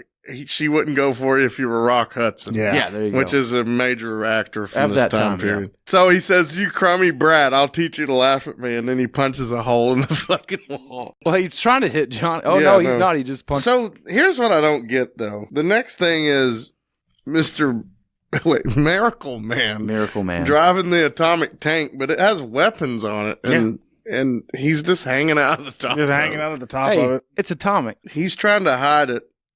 Sue Storm's invisible, but a dog catches her period smell. That is my favorite part is as soon as the dog barks, he's like, well, there must be someone here. Like, you know how many times I've heard a fucking dog bark? I thought the same thing. And there's not been anyone around. And then he's pointing right at her while she's invisible, and he says, become visible. The Miracle Man commands you. And then she just does. That's all done with his eyes, though. Yep. I know. Yep. And then stupid flare gun's back. Hey, you need the flare gun. He has her shoot it off to call them. Yeah, that's actually his idea. They show up not in the Fantastic car, though. They're driving the helicopter. The next splash. Which makes me think Johnny wasted a bunch of gas. Okay? Johnny can just fucking fly anyway. That's what I'm saying. Johnny wasted a bunch of gas. Letting it idle before. Yeah, because we never saw him go get it again. Maybe they lost it. Who knows? No, it's back next But dish. it says, meanwhile, at the corner soda fountain, sounds like a great time. Peter Parker's talking to it. See there? Peter Parker and Harry Osborn are hanging out. Yeah. And they ask if they can join the FF. Johnny's all sour. They want to join the Fantastic Four. And he wants to quit because of the Thing. He sees the flare gun. He flies off. Now we're in chapter 5, the final challenge. You gotta let Munch do some of his notes over here. Oh yeah, I mean it's fine. I'm getting my notes in. I don't want to step on your toes. Dumb shit. He's got the fucking key. Why is he holding a key? That's one of my favorite. It changes it into a machine gun. You get the answer a couple panels down the road, but when you first turn the page, you go, "Why the fuck's that guy holding a key?" That was the first thing that came to my mind was what the fuck is with the giant But I don't key? really know why he's holding the key. Because he can illusion it into a machine gun. He's just holding it just to show them that he can do it. Yeah. That's why? That was it. I was like really confused about that. Well, he's holding the key. Every chapter has their signature on it. That's the chapter. Stan Lee and J. Kirby. There again, that's part of their pay. It never says Jack. Well, he changes in a machine gun, and he's starting to shoot, and Reed turns into a ball. Yeah, he starts bouncing around. Reed ball is amazing. Thing says he can't dodge those dum-dums forever. I have to do something. He jumps in. And he kicks him. Yeah, and he lets Miracle Man shoot him. Just shoot him, yeah. He shelters him and then kicks him. Forgot about this part. They start to give chase to Miracle Man. In an old car, right? Well, he's driving the atomic tank. Well, which can't move that fast. Yeah. Obviously, yeah. Reed NASCAR. wait. Just walk Miracle Man cut the drive cable on your copter. It's a death to use it. All of a sudden, there's cars in the junkyard that are fully operational. Yeah, antique race cars that are incredibly convenient. And it is absolutely a race car with a number on it. And during this, the Human Torch is having a real good time, and things like, he's got your sister captive, you dumbass. Yeah, no, it's awesome. Yeah. So, Mr. Miracle, damn it, Miracle Man hits one of the tires with his fake gun. Shoots it. Which can't actually shoot bullets. You just have to, we'll get there. It can't shoot bullets, even if you thought it was a gun. We'll get there. It can't shoot bullets. We'll get there. So the tire didn't actually explode. And Reed couldn't replace it. But well, it's amazing. Whatever. The tire blows off, and Reed becomes a tire. He jumps on it and I takes couldn't the place help of the tire. but think of a Girl Scout cookie, like a Reed Richards Girl Scout cookie that I could eat. How's that a Girl Scout cookie? I don't know. It's a Samoa. Yeah. Yeesh, I would not eat that cookie. It looks like a human being. So Reed is like the shape of a ring. Reed is just a wheel now. Reed tire law. Reed tire. I mean, I don't know why he doesn't use this more often. Right. Human Torch makes a big flash in front of the atomic tank. Yeah, and blinds him. And that's when we discover he's lost his power. Things going in for a haymaker to just crush them. Because he's still about to kill him. He's still got his feelings hurt that he couldn't cut that punched log. him. And, yeah. And Reed stops him by wrapping around him. It says, don't hurt him. Because they know his spell's broken. But what's awesome is Sue's still under hypnosis. And he says, if you don't let her out, I'm going to let the thing loose on you. So he does it because he's terrified. And we find out that he's just a hypnotist. Yep. Kind of lame. And none of that stuff ever happened. None of the things happened. So that takes me back to what I just said. Of course. You cannot make a key look like a gun and then it shoots stuff. Okay, so how did he animate the statue in the beginning? How did he do any of this shit? Mass hypnosis. Yeah, but how did he do any of this shit that happened in the book? So none of it happened. Can't do none of it. I just want to know, how did hypnosis provide him just surviving thing punching him? I thought the same thing. Here's the thing, though. Here's how I guess that would work: is they're really not even that close together. He's just seeing the fact that he punches him. I don't know. Maybe. Well, I just don't know about that. That makes the whole. It does call the whole thing into question, like the monster moving around. But and what all the is cool is, even though they've taken care of this and they've saved the day, and this is what makes it a Marvel comic, the FF are still fighting, and Johnny quits the team. You're right. That's why they're so popular, and I know that now it's become kind of a thing. Like, you're kind of used to it. The X-Men argue. All of them argue nowadays. Yeah. They didn't used to. I know. It's a huge deal. It was a big fucking deal. The FF fought like a family. So, here's the last Unlike any superheroes on the market. Torch, come back. It's too late, Sue. Let's Reed. Oh, Reed, what will become of him? It's not him I'm worried about. It's mankind. So they're really kind of playing up that he could attack.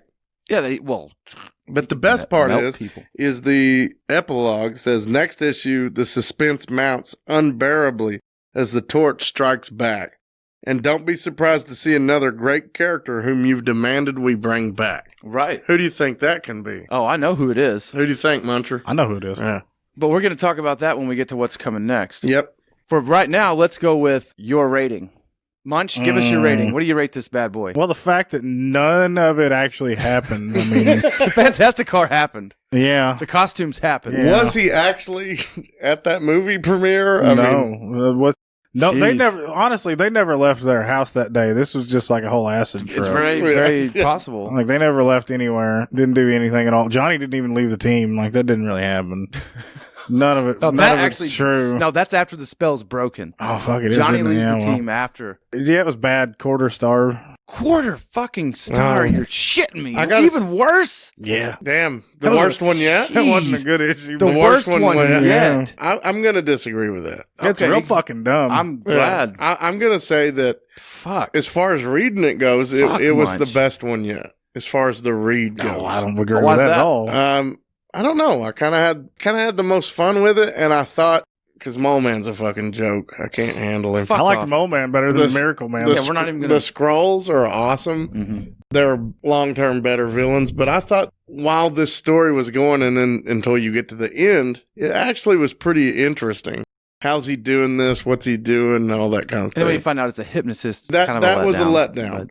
It ends on a letdown, except for them fighting amongst themselves. So I thought, as far as the art, as far as I'm going to say it again, kerfluffle behind the scenes, with it being number one, with it coming out pieces of a number one, something happened. Pages are in the wrong order. Well, there's a lot of editing taking place here. It's pretty interesting to me, but I liked it. I had fun reading it, so I'm giving it. Are we doing 5 stars out of 5?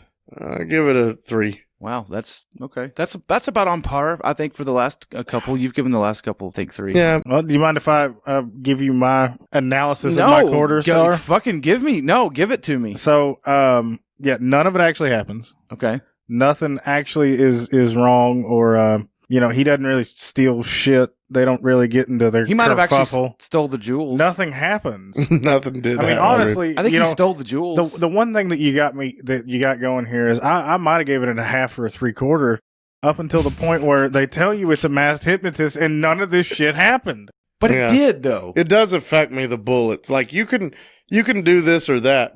The dum-dums? You could make people think that... Can you guys tell me the difference between thinking something happened and something happened? No, but how are those things different? But you could hypnotize me into thinking Eric's coffee mug is something else. Yes. But if it starts shooting things at me, then that's not hypnosis. Depends on how deep your trip is, right? Well, I mean, honestly, like I'm okay. You want to think this is something else? That's fine. You want to think it's shooting at you? That's fine. When the tire explodes, yeah, that's what I mean. The tire exploding, of course. But the tire exploded from bullets that didn't exist.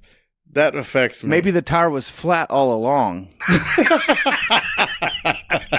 Adam's like a therapist. No, maybe it was depression all along. No, I'm saying, what if the tire was flat? 'Cause like Eric said, they jumped in a perfectly working vehicle in a junkyard. See, what if the car was fucked up the whole time? I said that. That's fair. I thought Munch said that. I'm just playing. He said the race cars. Well, either way, he was giving them the mental image that car was okay. Then they start driving. They're like, "Oh, the tire's fucked up. Get out there." Well, wait. Like, if it was fucked up, how was it running? Was like they never just pushing it? Yeah. No. Maybe the tire was already fucked up. It's a funky story. Okay. It's funky. Fair enough. What's your rating? It's not my favorite. What's your rating? Man, it's so hard to separate that it's FF3. No. Okay. 3 things happen in this book that are instrumental in creating the Marvel Age of Comics. Miracle Man's not one of them. He's not. I mean, No, he sucks. I mean, the costumes are such a big fucking deal, without a doubt. I mean, them just making the decision to go ahead and add the costumes actually enters Marvel into the arena of superheroes. This is a big fucking deal. The previous 2 issues, they didn't go there. They thought that was DC's thing. They were kind of maybe even under upper instruction being told not to make them superheroes. Right. Which is why you find these pages having weird dates and being like they're slid around. So, interestingly, what this book brings to Marvel is that it firmly plants the Fantastic Four and the Marvel Universe going ahead from here in the superhero genre. I love it. And that's hard to not to love. So, how can I give this a bad rating knowing that this is one of the issues that is absolutely one of the cornerstones of this entire universe. 5 out of 5. I've grown to love. I mean, for its importance can't be overstated. How good was this? How good was the read? Pretty fucking bad. I enjoyed the read. Yeah, I'm going to say it was a 2.5, 3. Oh. Okay. We're right on line then. I loved things about it. I love the arguing. Now, they've been doing that since 1, though. Yeah. Thing and Johnny not getting along, I told you, I think we mentioned this back in 2 or 1. That's one of my favorite relationships in comics, Thing and Johnny. And they're absolutely showing even more so that they do not get along. Oh, yeah, absolutely. So this thing is iconic, man. The Fantastic Car is iconic. I know it's funny. Of course it's funny, but it's cool. It's way cooler than the fucking Spider-Mobile. That's an atrocity. Yeah, it's way cooler than that. That came way later, too. What about Magneto? Exactly. What about Magneto's car? Now, well, we're getting there. We'll get there. Now, that fucks with me, too. We'll get there. Yes, it's way cooler than any villain's car.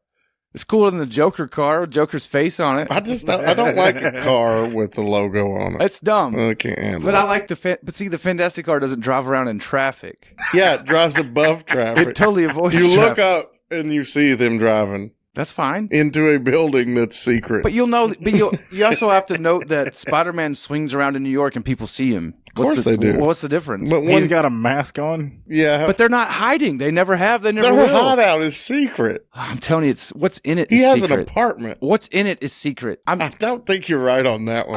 Well, I think no one's supposed to know that that's their hideout. disagree to disagree. It's called a secret. It's called a secret hideout. What's in it is secret. Why would it be called a secret headquarters? Alex, have you ever seen like a phone booth and then someone goes in it and they push a button and it goes down in the ground instead of like actually being a phone booth? That's an entrance to a secret headquarters. It looks like a phone booth, though.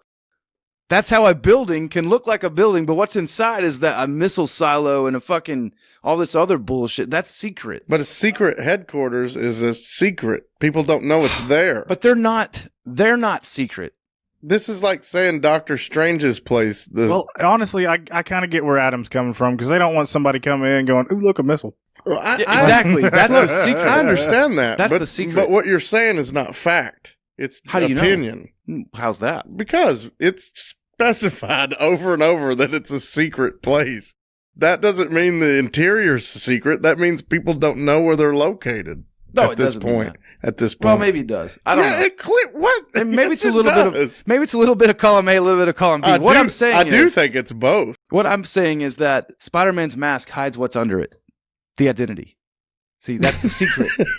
See what I did there? Look, I totally rocked that the fuck out. Come on. Is the Batcave secret? Ish. I don't know. He takes every bitch he bangs in there. I don't know. You tell me. Yeah, you know, some hookers have crawled out of there. Yeah, absolutely. Maybe some of them haven't even managed to. Maybe some of them were bat food.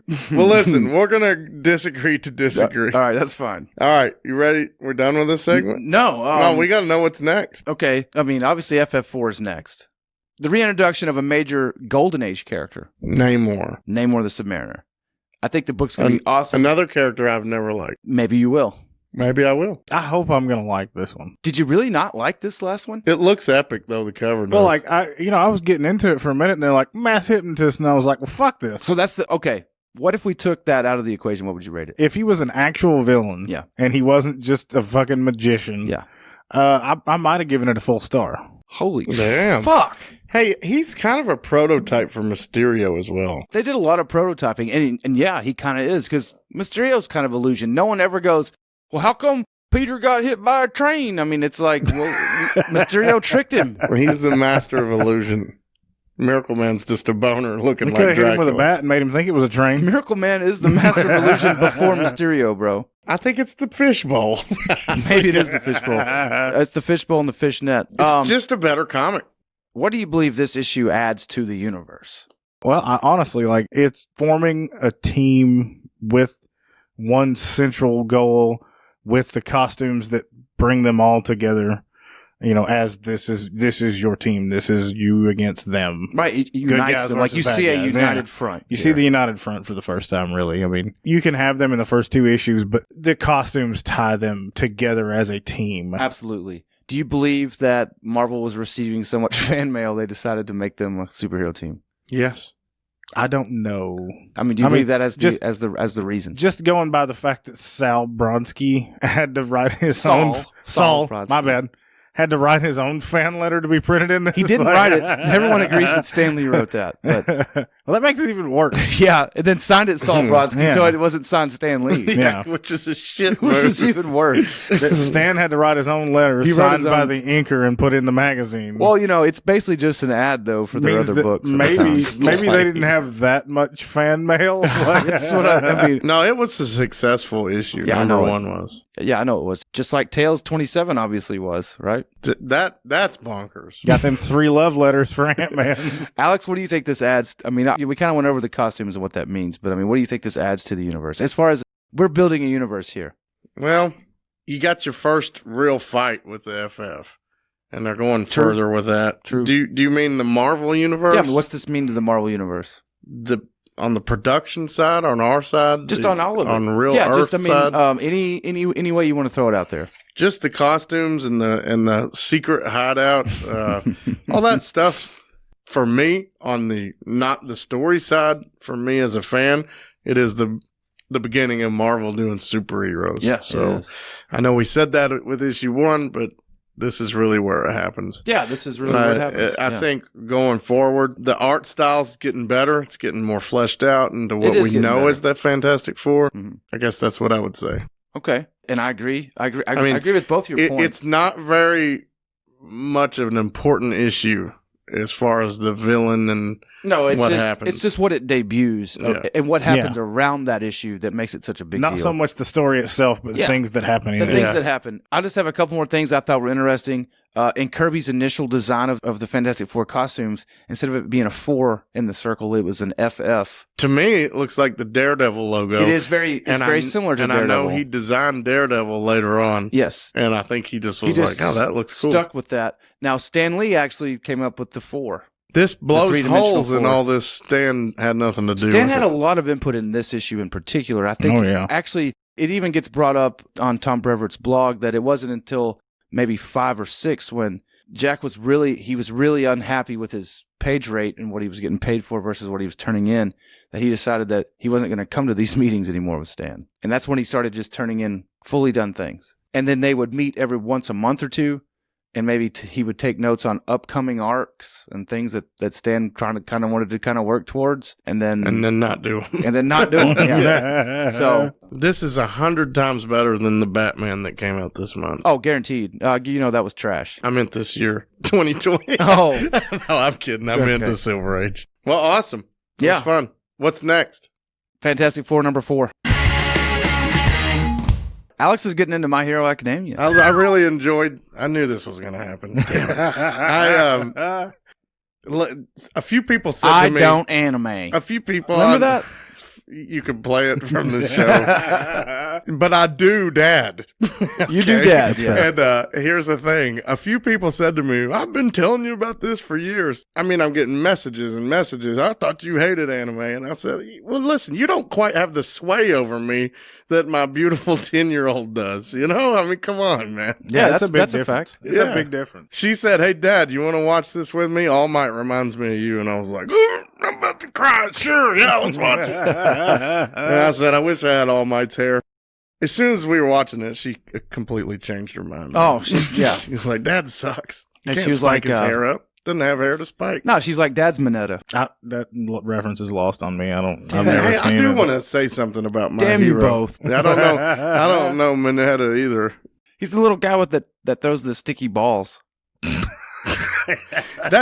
the pervert. I was gonna say there's some pervy shit in there. The big lady in the first episode, and she shakes her ass and stuff. Well, yeah, there's a lot anime. There's a lot of pervy stuff in there. And Mineta is a pervert. And I just want to say publicly, for those who give me shit, I don't like the animation style. No, the story's epic, whatever. Though. The story's very good. That's all you need. You need to just, like the story. Like you guys tell me for years, he loves that. You got to read these, and I'm like, the art's bad, and you're like, it doesn't matter, the story's good. I've never said it doesn't matter because I've never agreed with you. I love the art in the Silver Age books. That's my favorite thing about them, almost.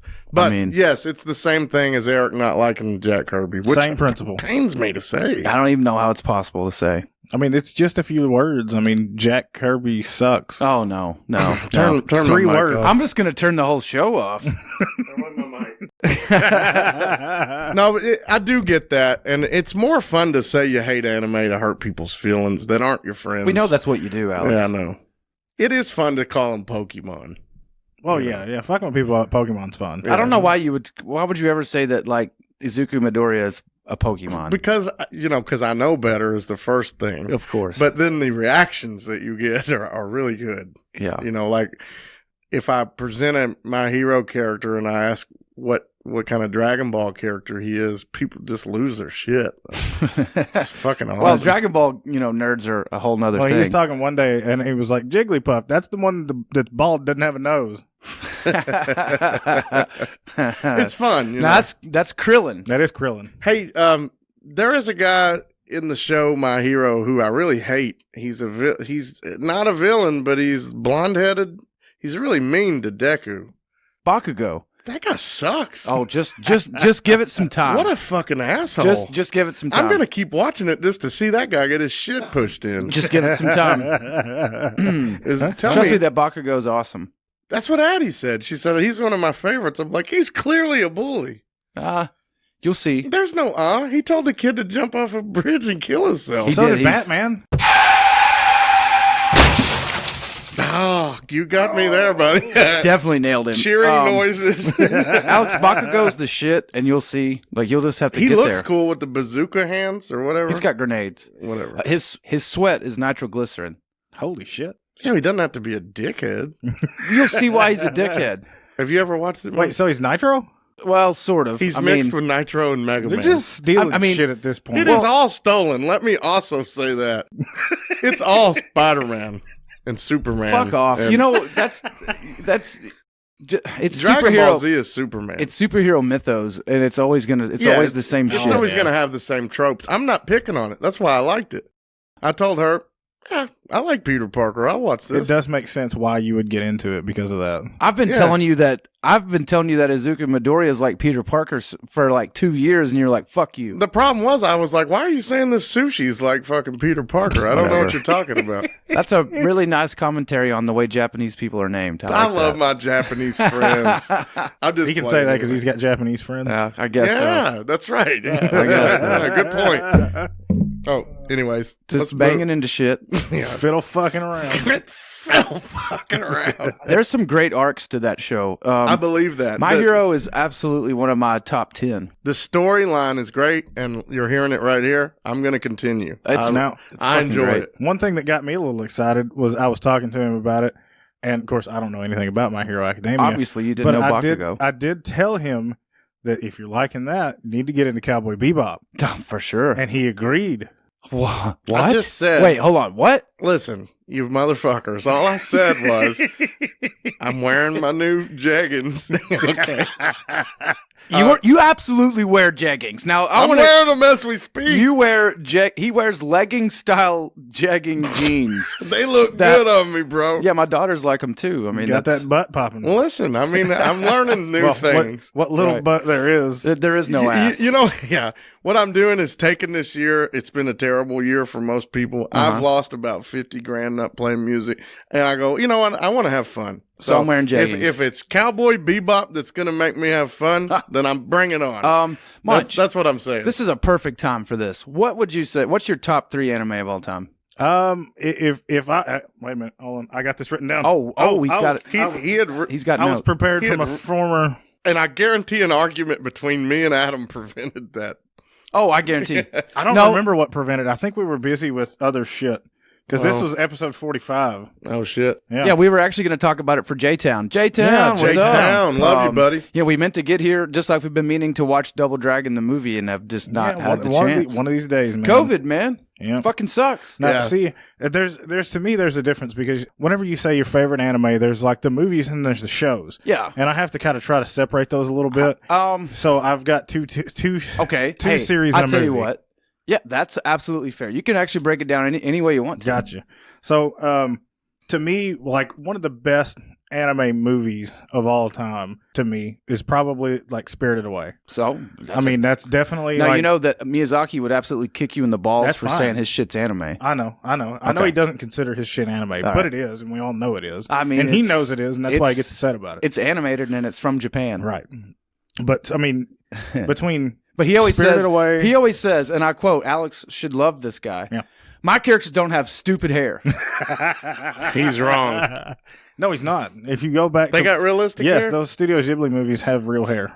They never have the spiky hair. That fish girl does have real looking hair. Right? No, I'm kidding. Well, I mean, between like Akira and then Spirited Away, Princess Mononoke, The Secret World of Arietti. Have you ever seen that? I've seen every bit of that. I've seen every one of his. I've not seen Akira, but I've seen the rest. Well, I have not seen the one with the cat. I can't think of it. Return of the Cat? Yes, I have not seen that one. Damn, y'all didn't think I'd come up with that title. Because it's sitting at the store. Yeah, it is. Well, DK gave it to my daughter. I haven't seen Porco Rosso. Oh, I've got Porco Rosso. It's awesome. There's also a series that Michael Keaton does the voice of Porco Rosso. Yeah. There's a series on Hulu by Studio Ghibli. I'm never going to not say that, but I'm not picking on it. But there's a series on there. Right. Have you heard of it? No, I'll have to check it out. Yeah, I'll definitely have to check it out. It's some kind of, I don't know. I can't come up with the name. As far as movies go, I mean, Akira's up there. Princess Mononoke is up there. But to me, like, Spirited Away was just one of the... Spirited Away is your favorite all-time animated movie? Probably, yeah. I mean, like, anime movie. Okay. Yeah. What was it about Spirited Away? Just the characters. Like, there's that one shitty character that you have to, like, pay him, and he just keeps getting fatter and fatter and fatter. No Face. No Face. I was just going to say, isn't that the movie where they're on the island somewhere, and she's running around looking... It's been 20 years since I've seen it. There's no island. Not an island? But there's a guy that keeps eating. Yeah. Yeah, No Face. Well, I mean, he's like a demon. Mm-hmm. But it's about a little girl, right? It's about a girl in a bathhouse. Yeah. Okay, I'm getting all fucked up. She gets put to work to pay for her parents being gluttons. Yes. Ooh. Because doesn't No Face turn them into pigs? No, the old witch does. Yes. Yeah, the old witch. It's been a while since I've seen it. It's a great movie. But it's a fantastic movie. Yes, it is. And the old witch is awesome because there's a bad one and a good one. Yep. And then there's the good one takes her in. And then there's the guy the boy in it is like a dragon. Yeah. And ends up being that big white dragon. It has the little soot balls that come to life that are in the, where the guy's, he's like pumping the bellows in the basement for all the hot water for the bathhouse. She's got the little mouse that runs around with the bow tie on its neck. It's about a bathhouse for spirits. Yes. Well, I'm going to rewatch it because it's been 20 years. Fantastic, it's fucking great, fantastic movie. Besides that, of course, you got to go Dragon Ball Z. I mean, I've been watching Dragon Ball Z since. So you're a Dragon Ball Z guy. Yeah, since it debuted in America. I mean, and I know I've started to realize there are things about it that I didn't know from back when, but I've been a fan for a really long time. Like I remember AJ buying the VHSs at Suncoast, and if you bought the whole season, it was like a panel from episodes or something. Oh, that's cool. Yeah, it was really neat. So that's your favorite all-time show? It might be my second because Cowboy Bebop is definitely my favorite show of all time. Okay, now hold on. Tell us about Dragon Ball Z. Why Dragon Ball Z? Well, I mean, it's one of those things that's almost nostalgic for me. Okay. Like I said, I've been watching it basically since it got to America in like 96. I'm about to say it was back. I had no idea you loved that. It was around Pokemon. Oh, yeah. Yeah, it was really close. Yeah. Getting into Pokemon, and Pokemon had an anime, and watching that, and then watching Dragon Ball Z. Do you remember back whenever Sci-Fi used to play anime on at like later at night? And Sci-Fi. They played because they originally were the ones that played Ghost in the Shell and Vampire Hunter. I probably do remember that, but just don't remember it being Sci-Fi. Which, again, great movies too. Yeah, absolutely. Ghost in the Shell, Vampire Hunter D. Ooh, those are great. Phenomenal. Man. What's the D mean? I don't remember. It's been a long time since I've seen it, but I kind of want to think it was maybe his name or that's what I'm thinking. It's something to do with his name. Something about his name. I always liked the name Vampire Hunter. Yeah, Vampire Hunter D is. So actually, Dragon Ball, whenever it debuted, had a different voice set actors. Oh, really? Yeah, because they did 2 seasons and they quit. And they went back and redid the first 2 seasons with later people. Dragon Ball, then Dragon Ball Z. Well, right? Those are 2 different series. Yeah, and it's 2 different things. But I'm talking about Dragon Ball Z. Okay, you're actually talking about Z. Had 2 seasons that were dubbed originally, and then they went back and redid them with different actors. That's why. I mean, is there any Have reason? you ever heard the original? I don't guess so. I mean, I never really got into it. And it wasn't. I hate to bring this up because the guy that originally played Goku in the first dub just passed away. But it's not good. It's just bad, huh? It's not good. I don't know that I've ever heard it. I'm gonna have to check it out. It's called the Ocean dub. After all, I was trained in the art of Kaioken. Kaioken. I'll have you know I was trained in the art of Kaioken. Kaioken. And it's not good. It's like Ocean dub. Vegeta's voice is just terrible. Well, so who's the worst voice actor in the show? In the original dub? Yeah. It's Vegeta. Okay. Well, one of the things that I didn't like about Dragon Ball Z was the drawn-out fights, but I didn't know the reason for that. Well, he's powering up. No. Over and over and over again. That they were waiting to get the episodes caught up with the mangas that were out. Yeah. They would draw this thing out over episodes of them charging up and doing shit. And that makes sense to me now. They've actually went back and sort of fixed that. Like cut them down or something? Where they put out something called DBZ Kai. And those Kai they're like Blu-rays, truncated versions. Yeah, they cut out a lot of that power up where Goku doesn't power up for 7 episodes. And that to me makes sense because I always wondered that, like, oh fuck, Batman just puts on his mask and he goes fight. I don't understand. Of course, Batman doesn't punch with the force of 1,000 exploding suns either. He punches with the force of a man who lost his parents. Yeah. Okay. Yeah.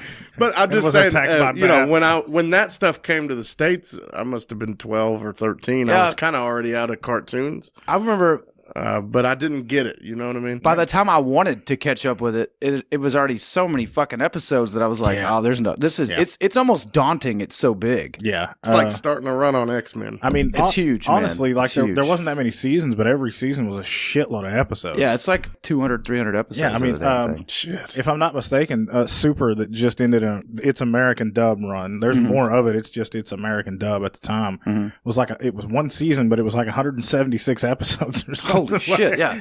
See, it went continuously for like 2.5 years without missing a weekend. I will say this: the most fun I've had with Dragon Ball Z came from Dragon Ball Abridged. Yeah, which I don't know if you've ever watched. That's funny though, but that shit is funny. Some of the stuff that Marshall has showed me is hilarious. The Abridged. It's got 1 million episodes too, but it kind of cuts them down and kind of edits them. And Stoy brought me a thumb drive and forced me to watch Dragon Ball. I thought it was Superman. It's like the same story as Superman. What's similar? For I mean, Goku. he's an alien for Goku. Yeah, I mean it is. And I didn't similar. dislike it. I just didn't like it. You don't like Superman, right? No, I like Superman. Oh, okay. Well, I mean, it's been mathematically proven that Goku could kick Superman's ass.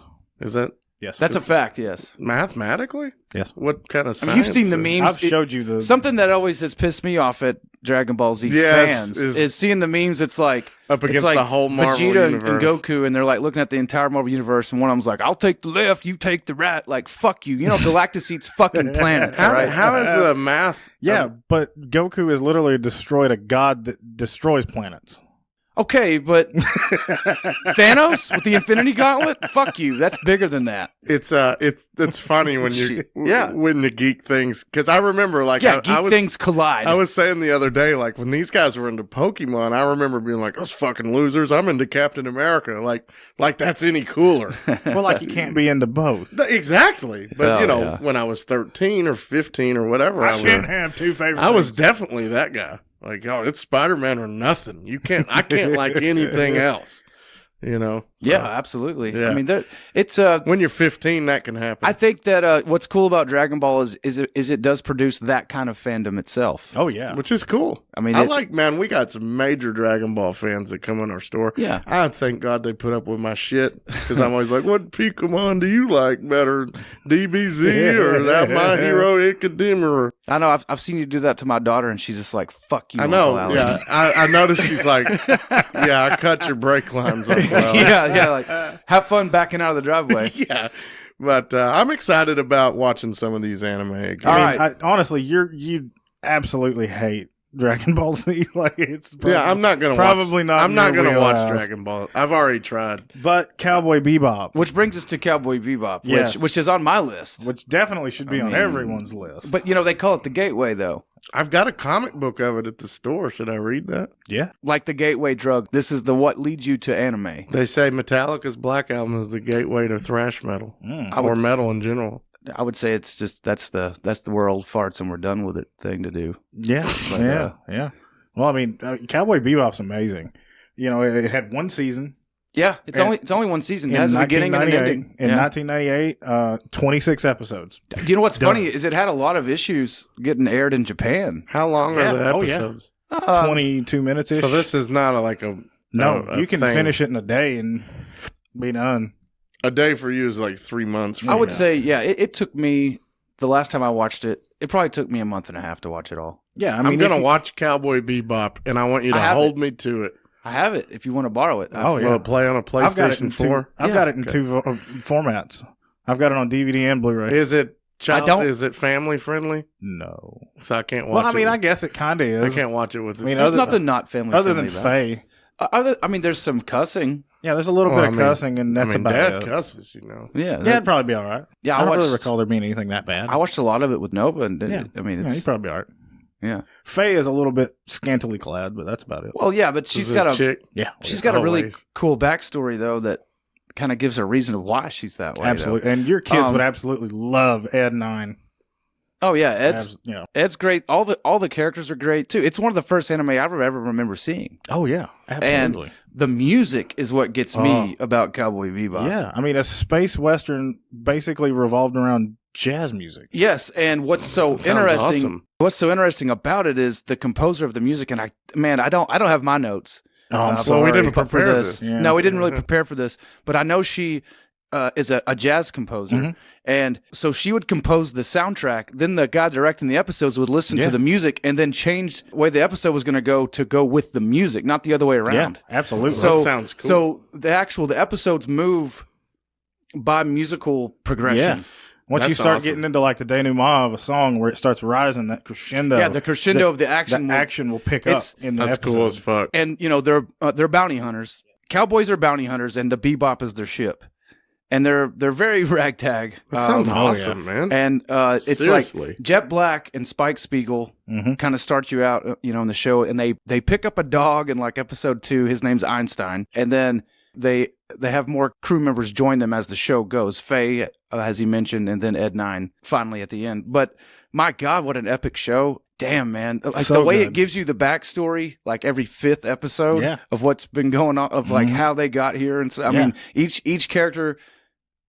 By the end of the 26 episodes, like, where they came from, how they got where they are, and like what their motivations are, why they're out here being bounty hunters, and I love that they use that bounty hunter TV show that they watch. Oh my God, yes. To honestly like give you that backstory and the stuff that happens next, and like the little in between, like what's going to happen. Like, man, that shit's awesome. It's great. I don't know that I can't think of anything bad about that show. No, there's nothing.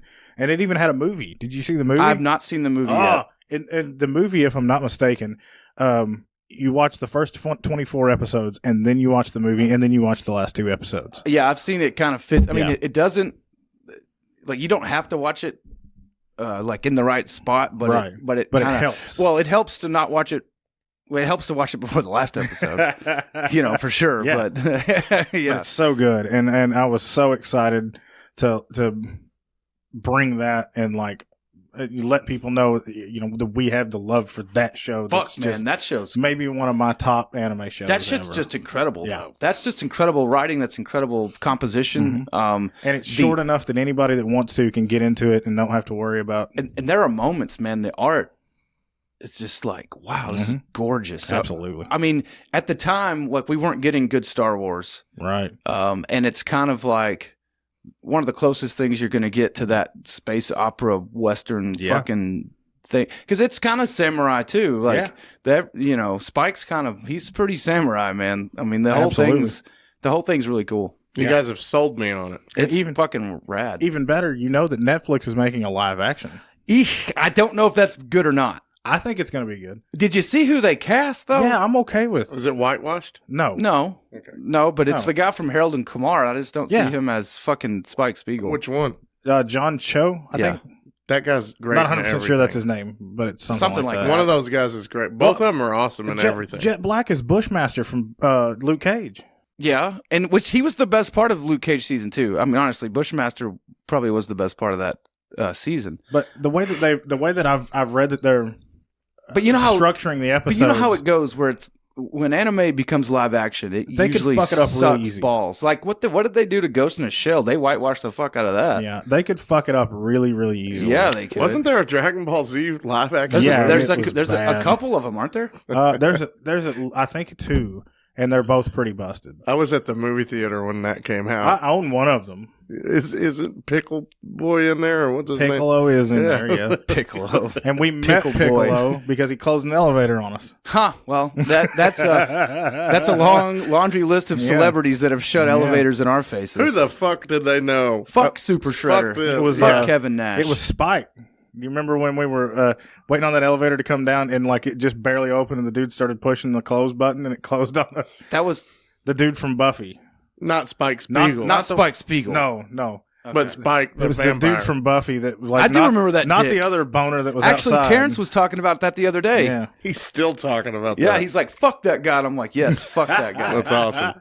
The way I'm looking at anime is it could be the best. My favorite thing that I never knew existed. So, but you know what's funny about that is literally been telling you that for 20 years. No, I don't mean anime. I just mean any story. To me, like I don't like the art stuff. I'm glad to see you open yourself up to the stories. I mean, sorry for interrupting. No, it's fine. To me, you guys talk about the Mandalorian being this essentially space opera, samurai western, and like there's a lot of that. Cowboy Bebop is too. That sells me. They're very different from what they are, but they're in the same vein. Still bounty hunting. Yeah, I love that.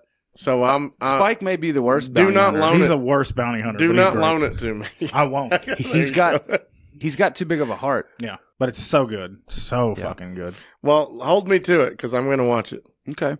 I mean, I've got it, but you can't. So, like Munch versus the Silver Age, Alex versus the anime. Alex, yeah. I mean, I would actually love to hear you what you have to say about Cowboy Bebop, if I can. If you ever watch it, I think I was really thinking on this. Why I don't like it, the style of art, and I'm not talking about Cowboy Bebop, because I haven't seen it. No, you did tell me that. I showed it to you, and you said it looks like garbage. I said it looked like Dragon Ball Z. Which it does not look like Dragon Ball Z. It really doesn't. I was kind of in my gimmick there. Yeah. But here's the thing. We came up in a time when MTV was playing like weird adult shows. Yeah, like The Head, MTV's Odysseys. Aeon Flux. Mm-hmm. And sometimes the animation style, especially in My Hero, reminds me of that crap. And it's almost freaky looking. Like there's times when Deku looks like Chucky, the doll, like his eyes go out and they swirl, and it's just very strange and very weird. That's the way they emote in those shows. I understand that, but it turns me off. And I get that because of the Max, Sam Keith. I never liked any of that. I love the Max. I can't stand the way it looks. I love the show. I like the way it looks. That's exactly what I'm saying. I don't like the way it looks, though, is okay. And I know you know this, but the way something looks is its feel. That's its shtick. I mean, that's what gives it its style. Personality. Its personality, yes. And not every personality. Can you imagine the Max drawn like Looney Tunes? It would suck. Of course. Oh, yeah. Actually, it might be awesome. No, it would have been terrible. But here's the thing. Personalities and feels, not all personalities are compatible. That's true. I don't like the way my hero looks. Like, seriously, I want to burn my eyes out. Damn, those are great artwork. But I realize it's great artwork. Like, they're talented, but there's like the noses are funky and the mouths are weird and it's not consistent. It's just like kind of what he says about Jack Kirby. Where everybody's the same. Now that I think is funny. Yeah. And I can understand him. You see, I say fuck you Munch, so that's why I have to say fuck you Alex. I know, because you like both of them. Yeah, I do. And that is kind of funny that you're in the middle of us on that. I find myself always being accused of being anti everything, and then actually being the one defending everything. That is fair. I think it's fair. I like a lot of things though. Yeah, but the anime's gotten very, very popular. It almost dominates the geek culture. It's because it's good. Well, so I'm about 30 years behind on going. Is it? Well, you're really not. I know you were there for the original like American wannabe anime shit like Transformers and G.I. Joe. Man, that stuff looks awesome. Voltron and I like the fake anime. Yeah, that's what I'm saying. I mean, like, and you like Castlevania. Yeah, I kind of had to stop watching Castlevania. It's a little too satanic for me. I understand that, but you still liked it, though. Yeah, I did. Yeah, it looked all right. And, that's how Motu's going to look, Kevin Smith's Motu. Yeah. I'm just saying, as we go forward, I'm not picking on anyone when I say I don't like the way it looks. That's fine. That's fine. You can say whatever you want. And I'm gonna doesn't mean we have to go, I agree, Alex. I know, and I'm not, and it wouldn't be a fun show if we did, right? Right. So I'm just saying right now, if I say I like Spirited Away, I hate the way it looks. Man, I hate what the the way fuck? It looks. I'm absolutely. I feel like I'm okay if you hate the way it looks, as long as you watch it and you like the story. As long as I give it another chance. I say this. He said 20 years ago. I know for a fact that movie came out like while my oldest daughter was alive. Yeah. So Spirited I know Away? it's been way less than 20 years. Well, I must be thinking of Princess Mononoke. Mononoke may be. We watched it with Mom and Dad in the living room. That'd be at 144. Mononoke may be that. Because I remember James, Monkey Man James. He brought over Vampire Hunter D. Yeah, I was exposed to all this anime stuff when I was like 10 to 13. Probably. It all made me feel weird. I didn't like what? 2001. For what? Spirited Away. No shit. 20 years. Maybe not in America though. Well, that's fair. Well, anyways, I was exposed. I mean, you can check and see. I was exposed to all that stuff, that and at the time, it made me feel strange. Okay, well, Munch is correcting me. It was 2003. 2002 for Spirited Away. Alex didn't see it, too. Garen fucking teamed. Absolutely. I'm recalling something else, I guess. Having said that, I didn't like the style. It made me feel weird. Of Spirited Away? Those MTV shows. Oh, the MTV shows. Yeah. Well, they were supposed to though. But the anime makes me feel the same way. Aeon Flux look like shit. Yeah. I think Aeon Flux has an art style that fits its storytelling. Yeah, that's fair. Yeah, it's not good. Are there Aeon Flux like fanatics? Yeah, I'm sure there has are. to be. Wasn't there a movie with Charlize Theron? Yep. That's the best Aeons ever looked. It wasn't that bad. Well, the premise of Aeon Flux is cool. She dies every episode. Yeah. Just like Kenny. Yeah. May even be the killed Aeon Flux spiritual successor. Yeah. But anyways, I'm excited about what I can learn, what I can see, and what I find out's cool. Well, let me give you a little known recommendation then. Record of Lodos War. Oh, yeah. Not easy to come by these days. Right. Honestly, near impossible. That was one that I loved. Like I said, I don't have my notes in front of me. I think it's available on Crunchyroll. But it's kind of an anime adaptation of the Dragonlance saga. Oh, Well, you're killing me, man, because I want to see that. I mean, it's it's swords and sorcery and what's it called? Cowboy Bebop. Yeah, that sounds fucking awesome, man. Yeah, it is. And then Dragonland. I'm about that fantasy stuff, even fantasy light Game of Thrones. You could say fantasy fucked for Game of Thrones. But Record of Lodoss War is not easy to hold of. In fact, I was looking at trying to find a copy of it. It's like $100 a disc. If you can't purchase it on Amazon Prime, I'm not going to be able to watch it. There's 10 discs too, isn't it? It's long. It's not terribly long. But it's a Japanese kind of, it's an anime makeover of Dungeons and Dragons. Well, I might be remembering it differently because AJ had the VHSs, and there was 43 of them. There's several of them. I think each part of it's 4 hours. Yeah, I mean it was long. It's kind of like Lord of the Rings. Yeah. It's sort of it's it's based on Dragonlance. I'm pretty sure, or maybe it's not. Yeah, Dragonlance, Dragons of Autumn Twilight, Dragons of. Never mind. Also, another thing is I want to sit down and play Pokemon. I don't know shit about it. I want to play with you guys. The card game? Yeah, and I want to play Magic the Gathering. I don't know shit about Magic.